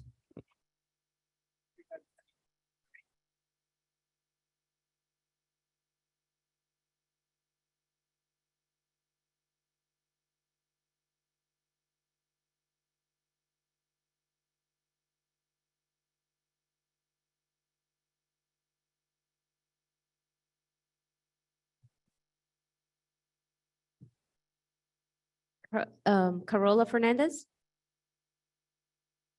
Hi, good evening, miss. How are you? Good evening. Carola Fernandez, 33 College Place, Ridgefield Park. I don't have a specific speech prepared. I'm just going to say what's on my mind and my heart regarding 13.06, Mrs. Thiemann specifically. So I have a child in high school, and I also have a child that goes to the nursery, the co-op. So it affects me personally with two of my children. Mrs. Thiemann was the middle school principal when my oldest daughter was in middle school. She's now a freshman at the high school. And even though that wouldn't be her designated principal any longer, she misses her terribly. She went through some emotional and psychological issues last year, and Mrs. Thiemann was there for her 150%. I don't want to be repetitive to what Carl just said, but honesty plays a huge role. I have worked at a specific company for 21 years, and honesty and loyalty are very hard to come by. And Dyan Theimann, along with Angela Bender, are needles in a haystack. Thank you. Thank you for your comments. Yeah. We're going to promote the next two speakers online before going back to person. Good evening. How are you? Hi, can you hear me? Yes, ma'am. Okay. Hi, Sharon Ramirez, 205 Overpeck Avenue. First, I want to start off with wishing everybody a happy holiday. And thank you for everybody who's shown up to this meeting. I know this is right before the holidays during Hanukkah. So thank you everybody for coming out to support what we know is so important. So I am speaking about the tabled issue 1306, specifically about Mrs. Thiemann. But before that, I do want to state district-wide, I have children in different areas of the district, and I am beyond pleased with administrators that I've dealt with, the teachers that we have dealt with. I think my children are getting a fantastic education here in Ridgefield Park, and this was the reason why we moved here, specifically for the education. Unfortunately, with our superintendent, Dr. Haines, we've become a laughingstock, and we've become a ridiculous side note in how things are being run. And it's a shame that with the board, no matter what decision they make, that we can have this state monitor who knows nothing about our district can come in and overturn the decision of the board tonight to table this. Mrs. Thiemann, she was beyond amazing as a middle school principal. I did not get to know Mrs. Thiemann before she was the middle school principal because my children attended Roosevelt. She took on this position with purpose, professionalism, and class. She made it a point to know her students and families. This was a position that as a community, we knew we needed. We finally had a defined middle school or junior high school. Then last year, you just took it away from us. You left our middle schoolers and our current ninth graders without a person to look to guide them. We know that people don't like change, children especially. And in our post-COVID years, we did not take that into account, the social emotional well-being of our kids and our families. You moved her as the early childhood assistant director, which, let's be honest, we all knew was some smoke and mirror trick to give to the community because we all came out to speak on how much we love Mrs. Thiemann. We all saw that this position was going to be going away, that this position had an expiration date of December 31st. We all knew that this was going to happen. And just as Ms. Ramos stated, we didn't need a crystal ball to determine this. I've had the pleasure of working with Mrs. Thiemann on the pre-K committee. She has done a tremendous amount of work for the pre-K program in such a short amount of time. As stated previously, I've been an early childhood educator for the past 23 years. What she has been able to accomplish in the time she was able to accomplish it is extremely unheard of in this field. She was able to establish $1 million grant for the town. And how are we going to reward her? We're just going to remove the position and give it to somebody else. I am so thankful for the board for tabling this decision. However, I am very nervous for Mrs. Thiemann that the state monitor can turn around. I hope he is listening and that he understands how much we love Mrs. Thiemann, how much that she is needed and wanted in this district. And she's not only been a pillar of the community, but she's been an amazing educator, hearing from all her past students, from the past families. My daughter, I have 4 children in the district, and my one daughter was able to be a student of hers in the junior high school. Went through a very scary situation last year, and I know this is like the same stories hearing over and over again. Mrs. Thiemann was not just there for my daughter, she was there for my whole family. Calling me late at night to make sure my daughter was okay, doing everything she can to go above and beyond what a principal's duty is. This is why the community is here supporting her, because she's done everything to support us. No matter what, if it has to do with us personally or our children educationally, Mrs. Thiemann has been there. I look at all the pictures of the pre-K program of these children and their smiling faces of how happy the parents are with everything she's doing with the pre-K program, hearing from the co-op and the director of the co-op and how much she enjoys working with Mrs. Thiemann. And now we'll just remove that position and start from scratch. I mean, it'd be one thing if Mrs. Thiemann wasn't doing her job, but she's doing her job. So I really hope that the superintendent, I hope he's gone in January. I hope that the state monitor is listening to our concerns, and thank you to the board for tabling this. I do wish everybody a happy holiday. I do wish all the board members for their last meeting. I wish you well. I wish you well in your next endeavor. And I want to thank everybody for coming out and listening. Thank you so much. Thank you so much for your comments, Ms.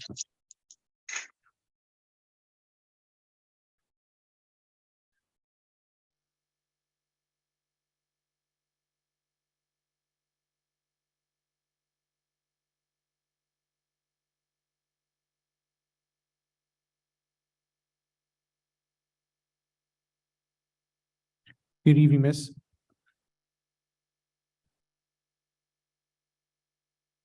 Good evening.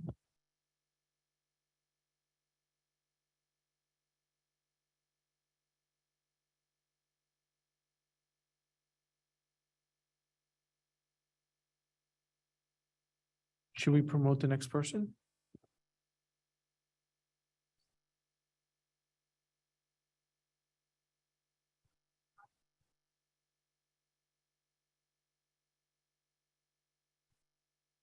Trentino Malone. Hey, good evening. How are you? Good evening. How are you? Trentino Malone, 81 Christie Street. I've lived in this town for 26 years. I went through the school system, have heard, seen firsthand the politics that goes on in this town. My 3-year-old son is a part of the co-op program. And I had a sigh of relief because great, there's a program in this town that doesn't have to do with the school district. No politics, just taking care of the children. That's all that I want to do. I've been a teacher for 14 years now, and there's nothing more that I love than seeing children develop into the best possible people that they could become. Now I hear there's a partnership with the district, and I think, oh, here we go. More politics. Now look where we are now. Why fix something that's not broken? Miss Thiemann is a phenomenal teacher. My son loves her. Fellow teachers love her. And all of my friends that I have known my whole life have never had one single thing poorly to say about this woman. By getting rid of Miss Thiemann, you're taking away someone that 3, 4, and 5-year-olds love. They love to see her every day. She's not just some figurehead. She's there taking care of the children. You've heard what other people have had to say. They care about her. She cares about them. Think about the children. Children shape the future of this world. Let's not taint them before they can think for themselves. Thank you. Thank you for your comments.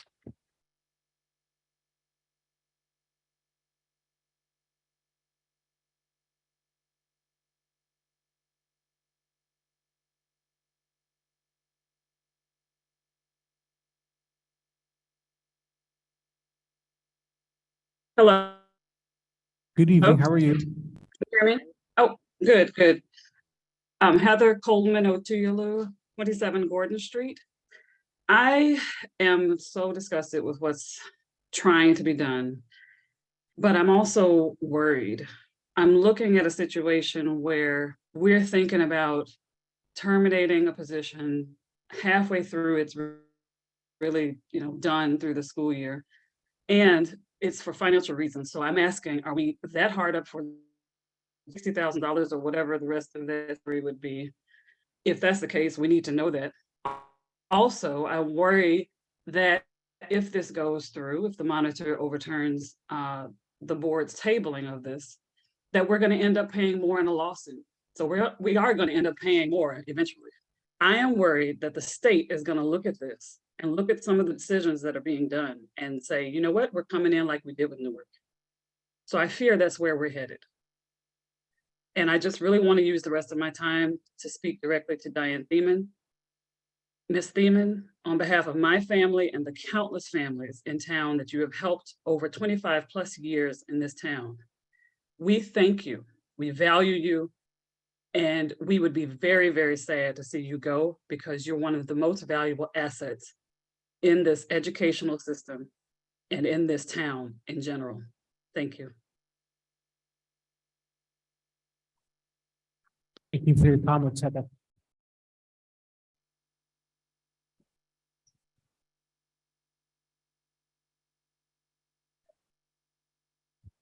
Good evening. That is our student representative leaving tonight. Ashley Montoya. Thank you again, Ashley, for showing up. Hello. Yeah, I think we have time for one more. Good evening, miss. How are you? Say your name. Hello. You have to say your name. My name is Jay. Jay Sadler, 139 Overpeck Avenue. I'm in 8th grade. And I just wanted to also speak directly to Ms. Theimann. Ms. Theimann, what's happening right now is so unfair, and I'm really sorry. But I do appreciate all that you've done for me. Like, I remember ever since I was little, you would always go to all of my spelling bees. You went out of your way to make me feel accepted and welcome and safe. And you truly are one of the people that makes this community hold together. And it was unfair enough that they took you out of the position that you were in at the high school last year. But what they're doing right now is so awful, and I'm really sorry. And I hope that these people change their minds. But if they don't, I just hope you know that you've changed a lot of people's lives for the better, and that you're an amazing person, and that we all love you.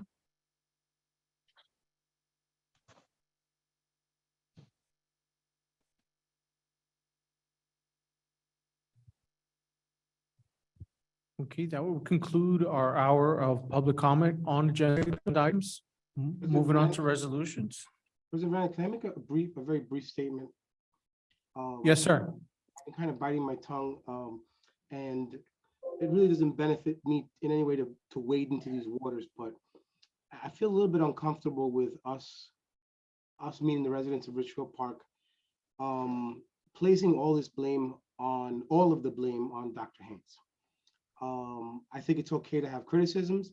We certainly have bumped heads, and I think many of the points that you're making are very valid. But I am a little bit uncomfortable, with us.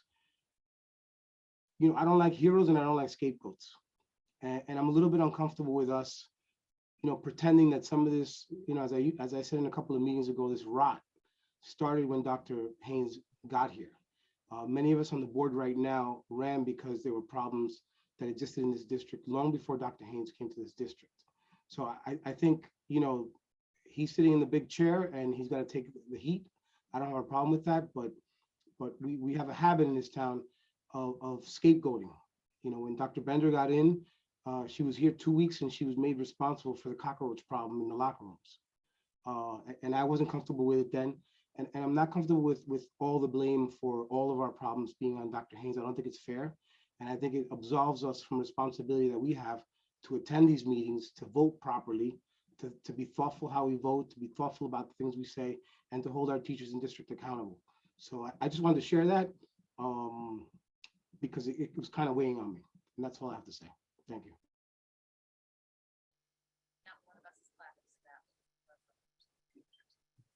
Thank you for your comments. There were a lot of comments this evening. And I would be very remiss if I just didn't say, Mr. Egan did have every intention of coming tonight.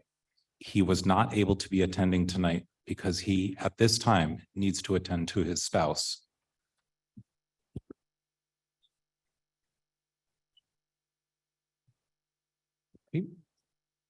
Thank you for your comments, everyone. That'll conclude our public comment on agenda items. Moving on to resolutions. Faculties and programs, Trustee Rodriguez. I so move FP 901 to FP 910. Second.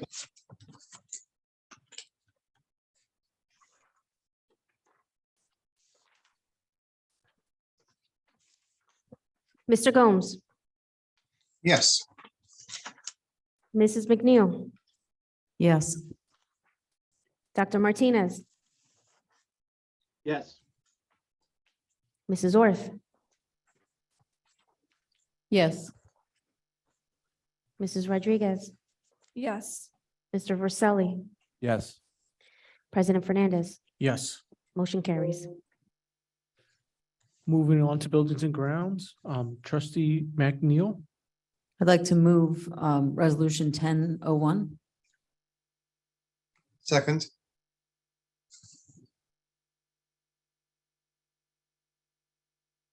Any comments or questions on buildings and grounds? 10.01. Was there a 10:02? No, that's just a roll call. Okay. Seeing none. Mr. Gomes, Yes. Ms. McNeil, Yes.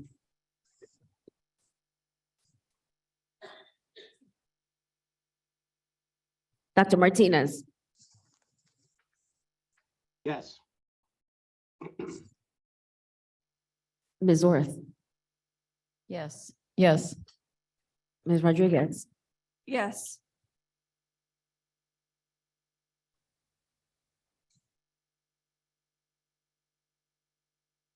Mr. Verselli, Yes.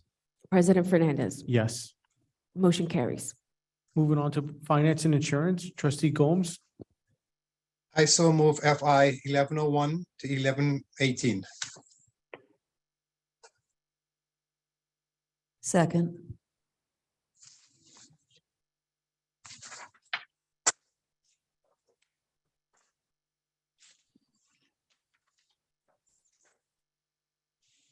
Mr. Gomes, Yes. Ms. McNeil. Yes. Dr. Martinez, Yes. Ms. Orth, Yes. Ms. Rodriguez, Yes to all, but I abstain on FI 1104.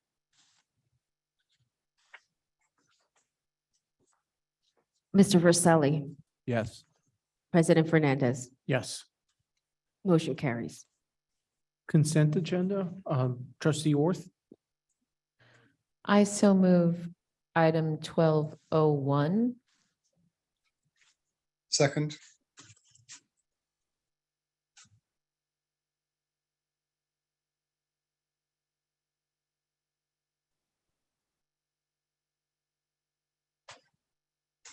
Any questions or comments? I have a comment on 1201.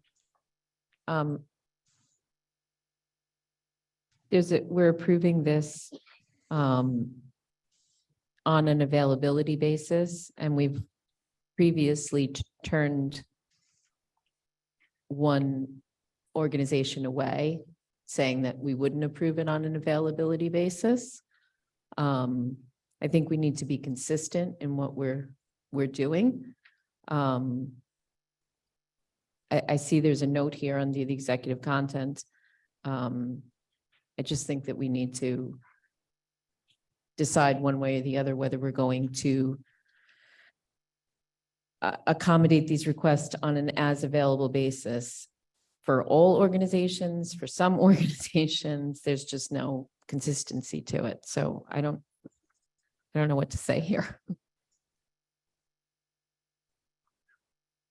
No, I believe in, this question goes to Dr. Haines, that Dr. Haines also indicated to these two organizations, or to one of these organization, that that the new change is going to affect in January going forward.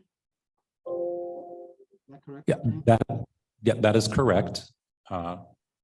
In advice with others, including the policy committee, we agreed that we would wait until the new policy committee was in place at the January 18th meeting. And at that time, give that policy committee the full charge of rewriting the facilities use and all of the facilities use fees, which we've all been requesting for quite a while. That will be their charge starting January 18th. Are we going to put out a memo to the communication to the organizations that use our facilities that there's a pending change to the rules? I think actually you and I have spoken about this a little bit, and we have notified some, but not all. I will take that consideration and write it down so we can do that.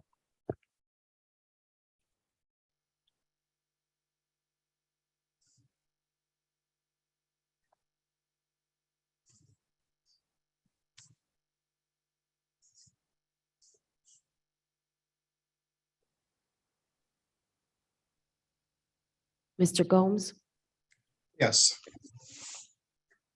Ms. McNeil. Yes.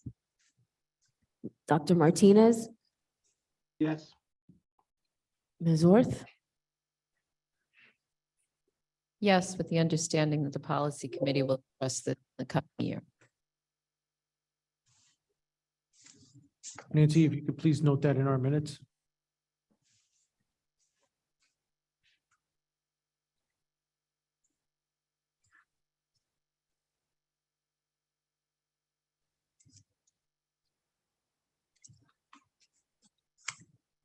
Ms. Rodriguez, Yes.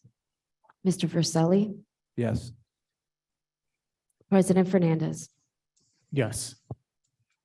Motion carries.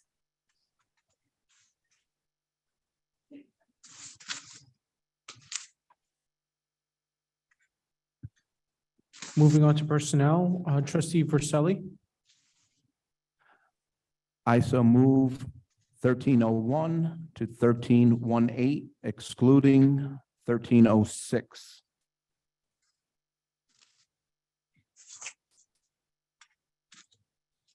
to 1317 as well.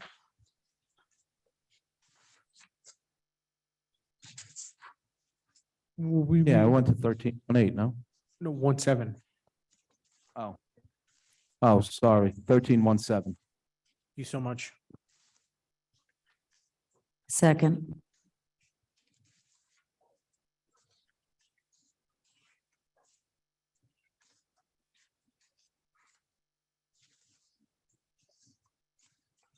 Any questions or comments on 1301 through 13.17, excluding 13.6? Yes, for the two resolutions, 1311 and 1312, based on board discussion, those two agenda items are pending the inclusion of both caps and job descriptions for each one of the positions listed in 1311 and 1312.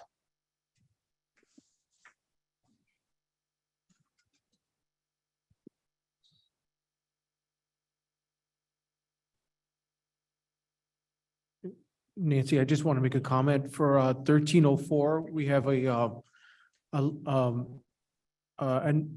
employee of the district that's leaving for military training. I just want to wish this individual much luck. And for his sacrifice in leaving his family behind, I just want to give him kudos and all the luck. Our prayers are with him.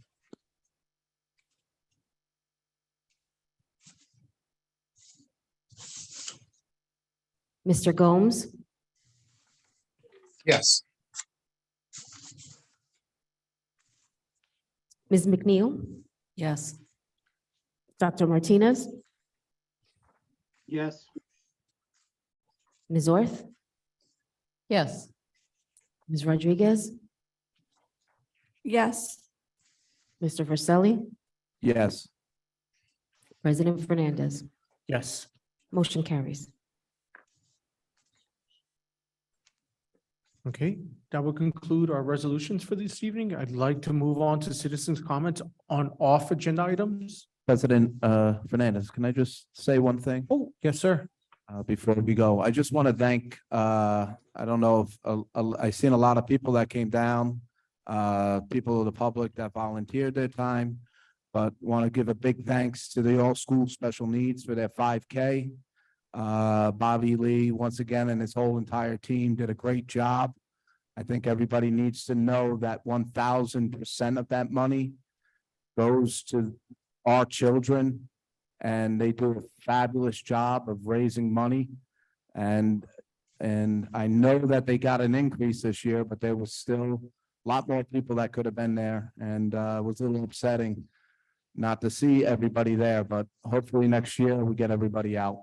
Great job, and I want to thank them.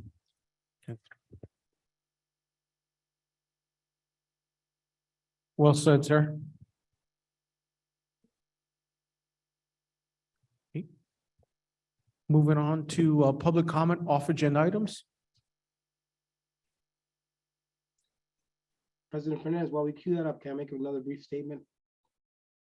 As long as it's brief, sir. I'm gonna try. I just wanted to thank the three outgoing board members. Everyone knows that we have bumped heads many times, but we've also raised kids together and share the town. And, you know, the public really doesn't realize how much time goes into these. You know, it's not just this board meeting, it's all the emails that go back and forth and all the documents that have to be read. And it's volunteer. We don't make any money out of this. And I just want to thank the three of you for the work you did over the past year and for the time that you spent. Thank you. President Fernandez, can I make a quick statement also? As long as it's brief, sir. I just want to piggyback off what Dr. Martinez said. I want to thank the outgoing members. You know, you guys have done a great service to the town and the district. It really gave me a sense of comfort knowing, especially you yourself, being a CPA on the board, looking over the finances. You know, it really helped a lot, and appreciate everything you guys have done. Mr. Fernandez, can I speak also? Sir, as long as it's brief. I'm not sure. Being a board member myself, as has been mentioned, thank you, Dr. Martinez, it's voluntary. People don't get paid. And I don't think the public has any idea of all the committee meetings, all the time that you put into, President Fernandez, the time that you put into being president is just, it's a thankless job to begin with. And you do it with the best intentions for this district and our students. So again, Mr. Fernandez and Mr. Furselli and Mr. Givens, just thanking them for their volunteerism, because that's how our democracy works. Thank you for your volunteerism.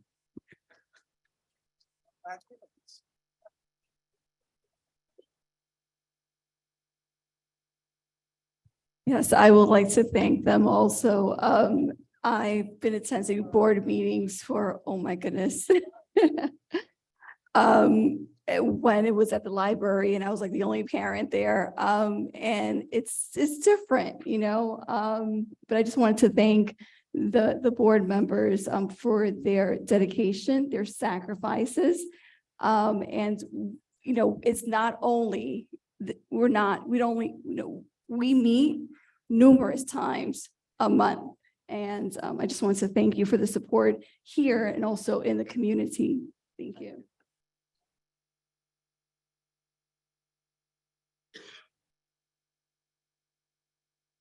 Can I just add something really quick?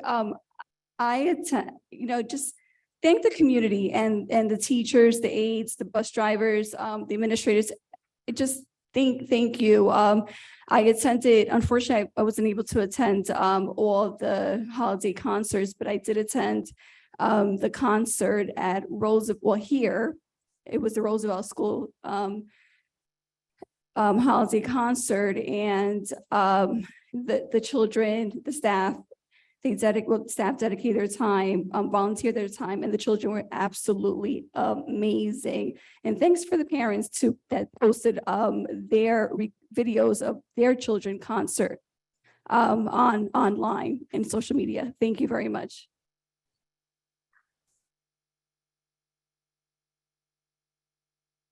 Mark Olson. Hey, Nancy, just make a statement. 9:38 is when we're starting. Thank you very much. Good evening, Mr. Olson. How are you, sir? Fine.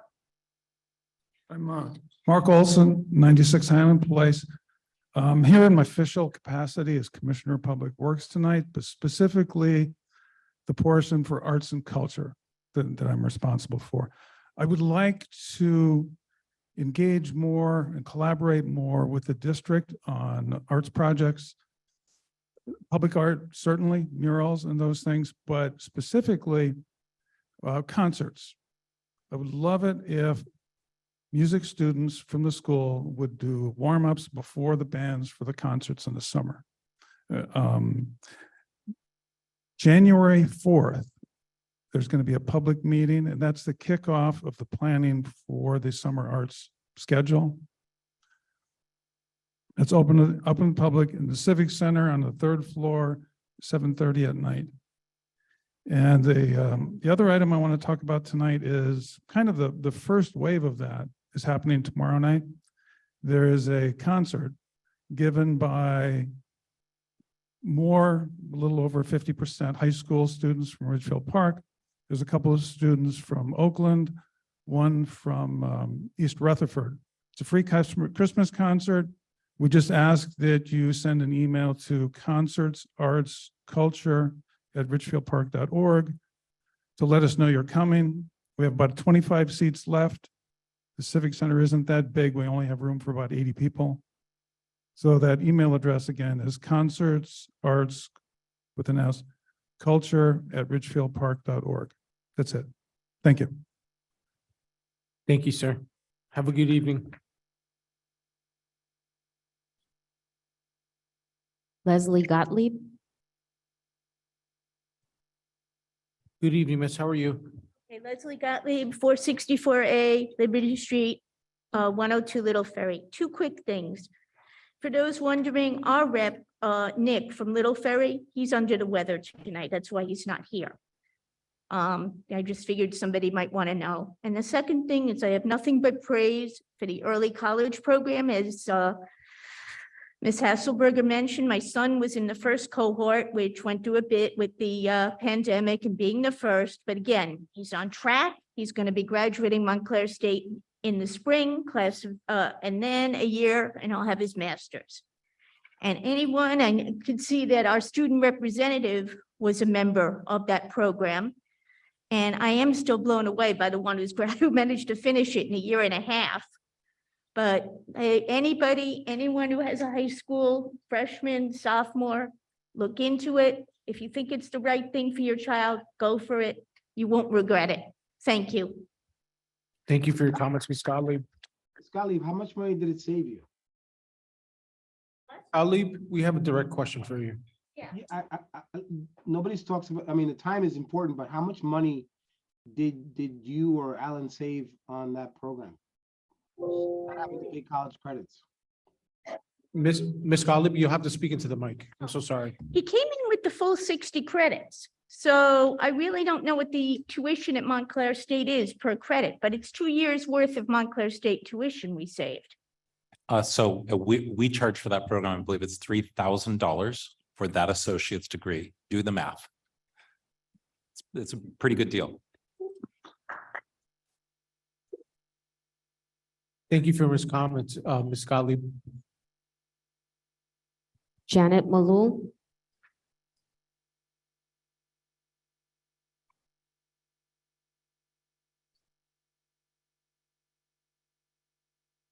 Good evening, miss. How are you? Janet Malou, 163 East Grand.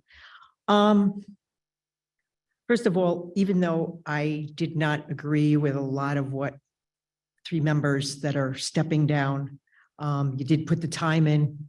And I know from the years my husband was on the board, it is thankless and it is massive amount of hours. And the reading material that comes through is just, at least I would assume a lot is on computer now.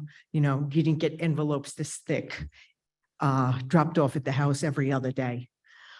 But moving forward, I have some, I guess, concerns or questions as far as we've got these programs running, multiple programs, whether it's social or emotional support, academic support. We bring in all these different consultants. And yet I looked at the scores and I don't understand them. I don't honestly agree with state mandated tests. I've given them, I've seen kids that should have been in the 95 percentile come down in a 6th percentile. They all have flaws to them. But I hope moving forward that maybe instead of spending so much money and time with so-called consultants, bringing them in, give the time to your staff. You have a seasoned, educated staff here. Let them, they're the ones who know their kids. Let them come up with some of the solutions. Give it a try. I find so many times that districts don't necessarily give that opportunity.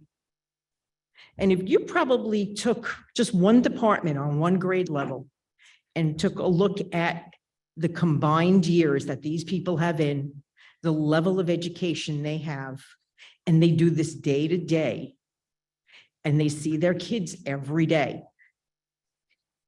I can't believe that they don't know.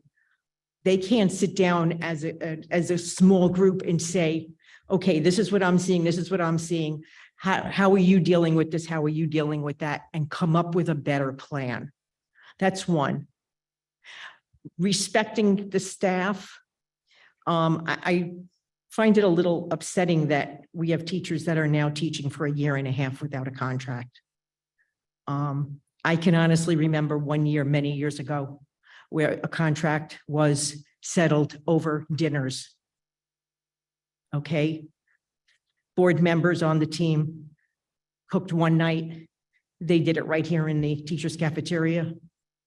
The following week, it was the teachers that brought the dinner, and it was settled on a napkin. No lawyers, no nothing. There was give and take, and yes, meals do go a long way. So I just don't understand where we are at. And I think something has to give, something has to change. I'm hoping that happens with the new board coming in. Because I just feel like this year has wreaked havoc again. And that's not fair to the people that have dedicated their careers here. You know, and just the whole issue over Dyan Theimann, that could be any staff member here, is the part that I feel some people aren't getting. The precedent is being trying to be set. And I hope that this new monitor does not overturn this and give the new board a chance to make that decision. Because that's what should be happening in this case. And if it doesn't, then what it's really saying is that we have lost total control over the district and who we put into positions. That's the educational piece. And that was the piece that he happened to say he wasn't big on the education, and that wasn't his forte. It was more the real estate and I guess the financial end. Then you know what, if that's the case, then stick with what you know. So again, just things to keep in mind, and happy holidays. Can I just say something? I agree. You know, we have a lot of talented staff members here. I felt like during the pandemic, I was getting PD, and I've been, you know, teaching for 22 years. I'm not sure if you heard the subcommittee report, but I really do encourage you to come to our family night. I'm inviting you. You're part of my family. I'll give you one of my kids. You know, at the subcommittee meeting, there was I believe Simone Anilian. Simone Anilian. She is, I mean, phenomenal. You know, I believe she's a math coach. I don't want to talk about it, but I was blown away. And then also the principal from you know, Grand School, they have a plan to work closely with our families, and I'm super excited. And also, you know, RPC PAC, we've had our meetings too, and the director Ms. Gonzalez, Michelle Gonzalez, the director of special services, she has a plan too, you know, to have you know, employees coming to our meetings, and they have in the past, you know, pre-pandemic. So I agree with you. And we have to take baby steps, and these things do not happen overnight. And you are an amazing educator, and I've picked your brain many times as an educator, and I get what you're saying. You know, it's like, why can't we do this? Why can't we do that?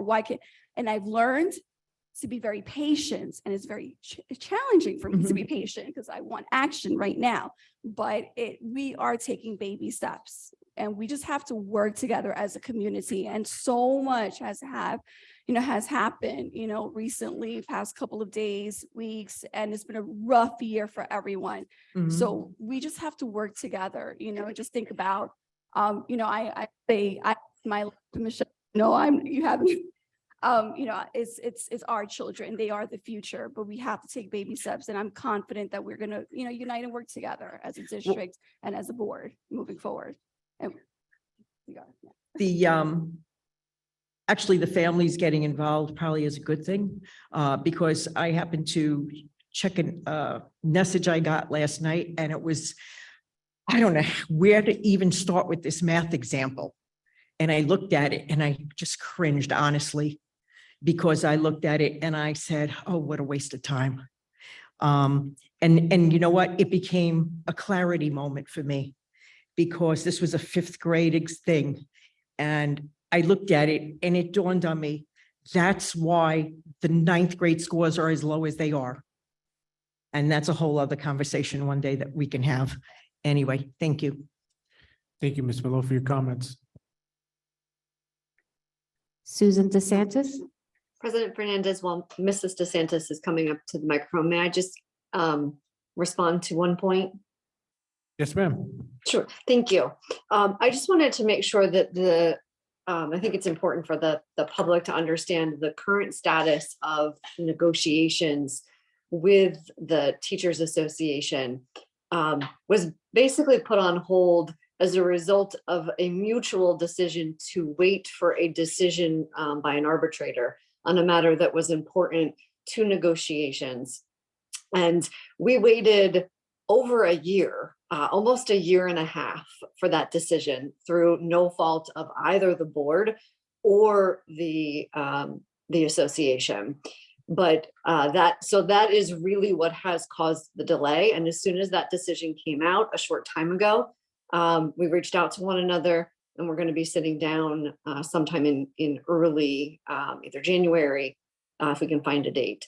So I thought it was just important for the public to understand that the board is very interested in reaching a resolution on the contract with the association.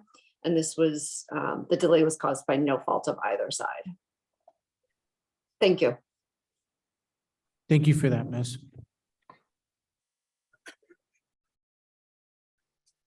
Good evening.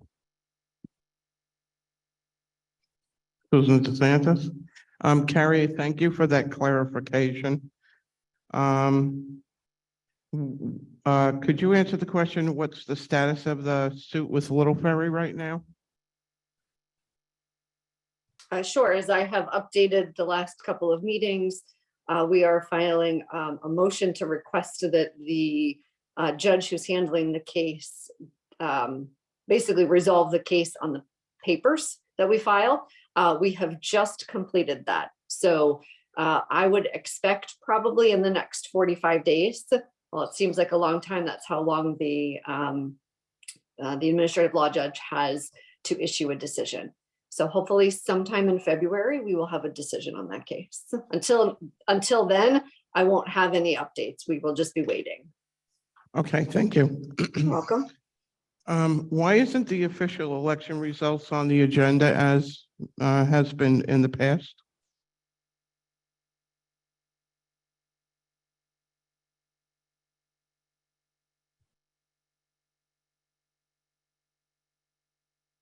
Silence.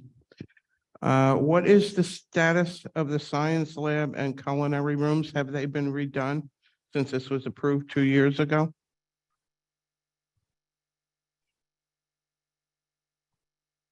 Mrs. DeSantis, I'll answer all your questions at the end. How are you going to do a superintendent search when you have a superintendent suing the district to get her job back and be reinstated? And what are you going to do? Get somebody who down the road, when she's reinstated, they lose their job? That's interesting.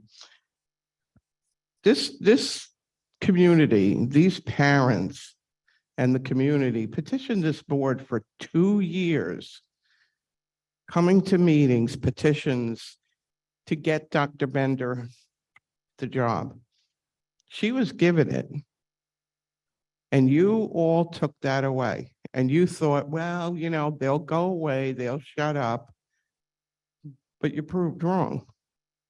And that's why you weren't reelected. Say la vie. Goodbye.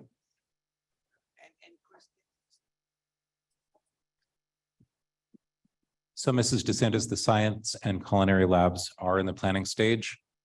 They're projected to be completed by the end of next summer. That is the plan at this time.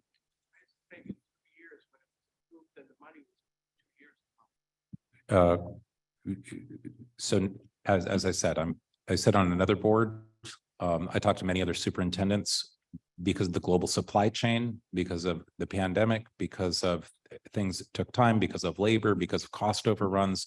All of that has had a huge impact on building and construction of schools throughout the state of New Jersey.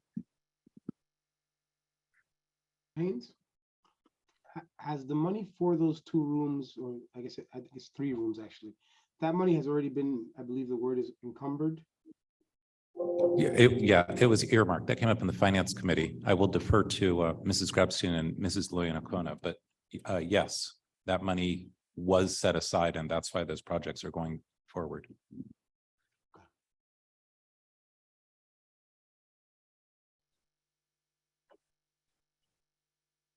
Ed DeSantis.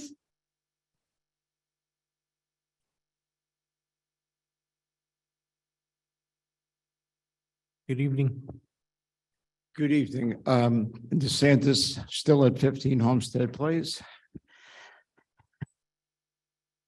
What's so funny? Anyway, I do believe on two things I want to comment just quickly.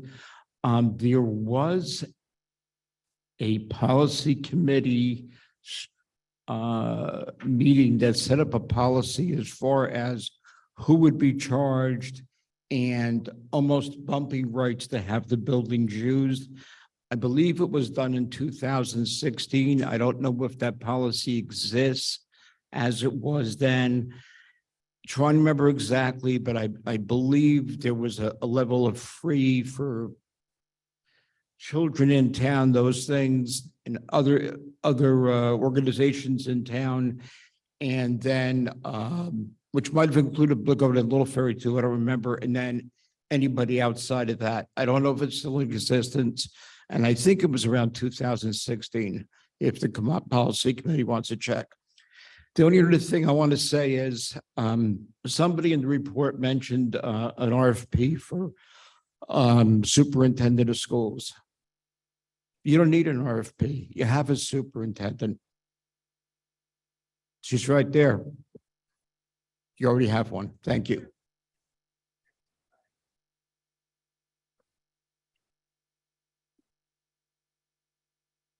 Christina Ramos.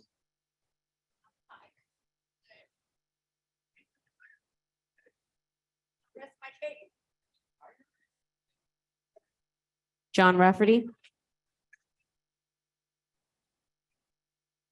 Good evening. John Raftery, same address as before. I'd like to thank Mr. Gomes for giving us some information on transportation. I had spoken with Mr. Fernandez about putting it on a committee or whatever, transportation. That might not be needed as long as the board stays in touch with transportation. I do see on the agenda that the bus safety drills, which are required twice a year, the first one was completed. That's all great stuff for our kids and their safety. If there's a fire, they need to know what to do, and it's good to see it. I also saw the maintenance truck outside tonight working on our buses to make sure that they're safe and operational for tomorrow.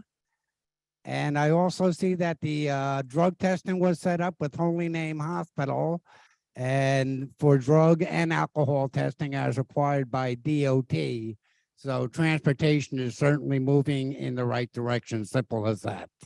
Thank you.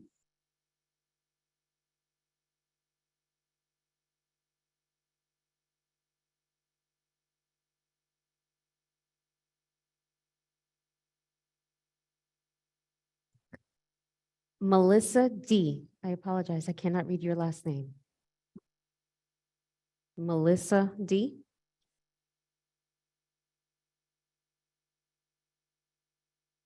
Jay Sean Sadler.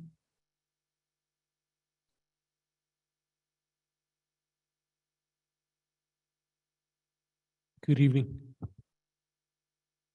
Hello, good evening again. I just wanted to, do I have to say my address and everything again? Jay Sean Sadler, 139 Overpeck Avenue. I just wanted to make a plea to the board and incoming board members, if you're listening, as well as I don't know if the state monitor is listening. There's been for a long time, here in this community, a break in the trust between those that we entrust to serve our community on our board, and the various officials. I know Mr. Dimikoff, who I personally appreciated a lot of his work. We have a new state monitor now, Mr. Egan. I would love to see some kind of effort towards building back trust or building it up even for a first time. I think that it's really important, and it goes a long way. We will not be able to effectively, do our work as a community for our children, for our school district, if we're unable to collaborate together. And it's not, an innocuous thing. It's something that really matters, that we have trust between one another. I don't believe that anyone in a official position can unilaterally, or any group in an official position can unilaterally affect positive change. It has to come through collaborative effort, through the efforts of the community and officials together. And I feel like we have a crisis of trust here. So I would love to see people in leadership positions come up with ways that we can work together to restore trust and to build trust up. Just wanted to make that point. Thank you. Thank you for your comments. Jennifer Schmidt.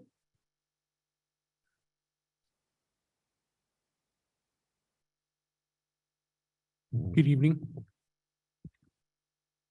Jenny Schmidt, 138 Fifth Street. I just wanted to first say to the 3 board members that are leaving, thank you for your service and your volunteerism. Much appreciated. And my second is a question. I'd like to know if the use of facilities request for the specific club that I'm sure you know I'm referring to, which one, if that was discussed prior to this meeting, as you had said it would be with the board. It was not. It was put on the policy committee agenda and we did not get to that. So I honestly say I apologize for that. It's going back on the policy committee to come up for discussion. Okay, so it should more than likely be on the agenda for January? Pending what the discussion is in the policy committee. Okay. Then lastly, just a general comment, since it's December and we're starting a new year. Just my thoughts on what's gone on in the past 2 years, I guess. Things occur. We eliminate Dr. Bender, put her on leave. Then there's rumors. Then we have Miss Thiemann. Same thing happens. And then there's rumors again. And these rumors, always have to do with, again, we heard this from like so many people tonight, the word personal, like it's personal. And I generally look for answers to everything. Like, no, there's got to be a real reason. There's got to be an explanation for everything, right? And most of the time I'm thinking the best out of people. Like it should, there's a logical reason. And I can't find one like for anything, especially what's happening with Miss Thiemann. I don't know that it's really in the hands of the board at this point at all. I've heard, well, it's the state monitor. Well, we just got this state monitor.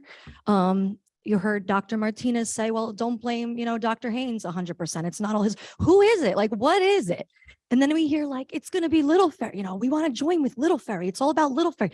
I don't even believe that. Like, who's related to Little Ferry? It's frustrating. Because it doesn't make any sense. And I don't understand. I'm always looking for things to make sense and none of it does to me. That's all. I'm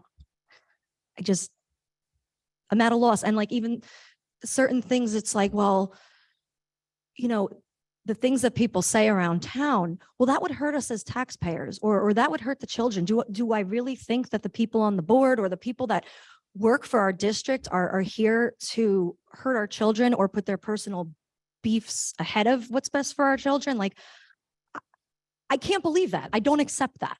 I just don't. So I would appreciate like a clear explanation on why we do what we do. How did this decision make it to the agenda? What was the thought process? What is the reasoning? These are like simple questions and they should make sense if everything is on the up and up. And that's it. Thank you. Thank you for your comments.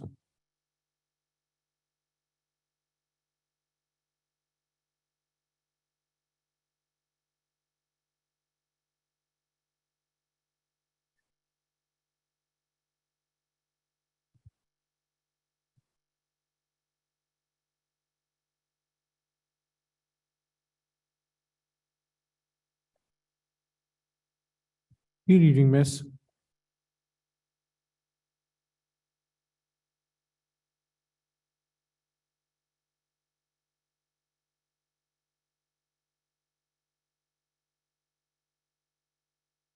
evening, Ingrid Raftery, 54 Euclid.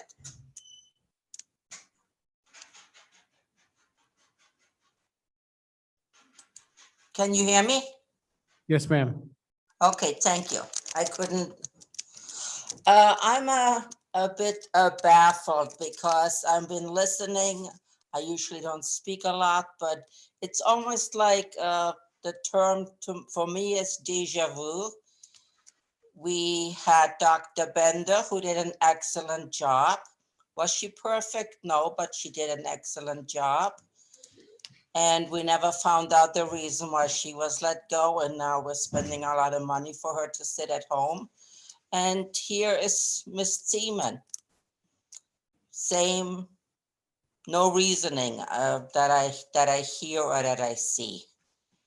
But what concerns me the most is, what about our students in the school system right now? I have a student in 10th grade. She's doing pretty good. She even made the honor roll, but I'm still concerned because there's a lot of money being spent on lawsuits, money that could be spent on students. I heard now that the cooking class is going to be remodeled, hopefully by the summer. What's fantastic, and definitely the science thing. I'm not blaming anybody. I do understand that there's reasoning why it takes time. But what concerns me the most is we have students who have certain issues. They're being helped. I'm not blaming the teachers, but I would like to see some money spent on extra help. And I'm not talking about the honor students who are doing a fantastic job, but maybe we can have an extension once or twice a week for students who need extra help, may it be reading, math, science. And I think that's where a teacher could come in, get paid extra. And I really think, the school would consider that, because the students that you have now do need help. I really want to thank Dr. Martinez also. I understand he's doing a fantastic job. And I do understand, I'm not quite sure if he said policy about the N-word. I personally feel there's a lot of words that our students shouldn't use, not at home, not in public, and definitely not in school when it comes to bullying. So maybe the policies have to be looked at and what's in the best interest for our students. That's all I have to say. Thank you. Thank you, Miss, for your comments. Mrs. Rafferty, to follow up, the board passed two resolutions tonight, 13.11 and 13.12. And those programs and those teachers will be doing exactly what you asked for. Those are hiring teachers after school with supervision to help with math, English language arts, science skills, one-to-one mentoring. What research says is high dosage tutoring that can really help our kids. Having trusted adults work one-on-one with students. All of those great things this board approved through those two resolutions. Thank you.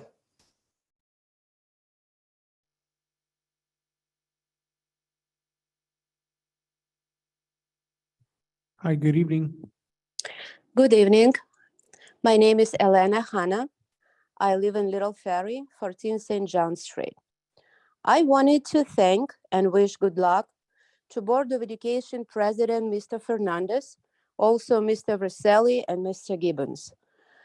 Thanks to your effort and involvement, Ridgefield Park was one of the first districts in the entire state of New Jersey that dropped the mask mandate and stopped tracing cases, which led children and staff to get back to normal life sooner. We were looking at Ridgefield Park and we were absolutely jealous. Little Ferry is only 5 minutes away, but children were forced to wear masks for another 3 months. And this is what I'm personally thankful, and I want you to wish you good luck.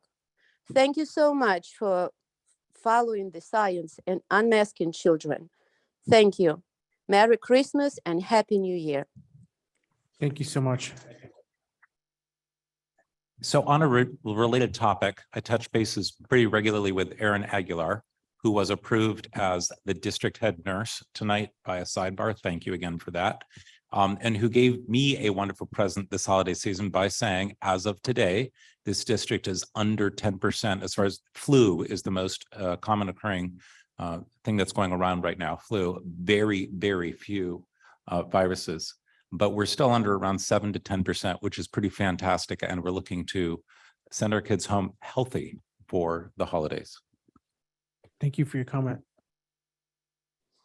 Okay, not seeing any more hands or public comment. I'd like to close this session of public comment of off agenda items and moving on to new business with trustee Rodriguez. I so move resolution 1601. Second.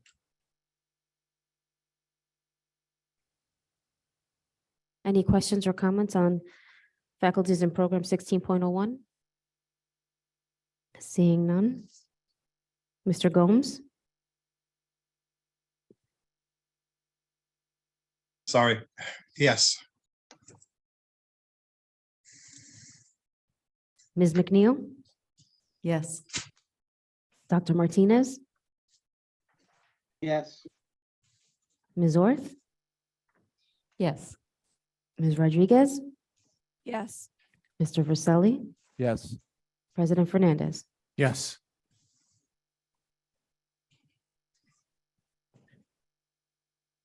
Motion passed. Motion passed. I make a motion to adjourn the meeting. Second. All right. Everyone, on behalf of the Board of Education, just want to wish everybody a Merry Christmas and a Happy Hanukkah.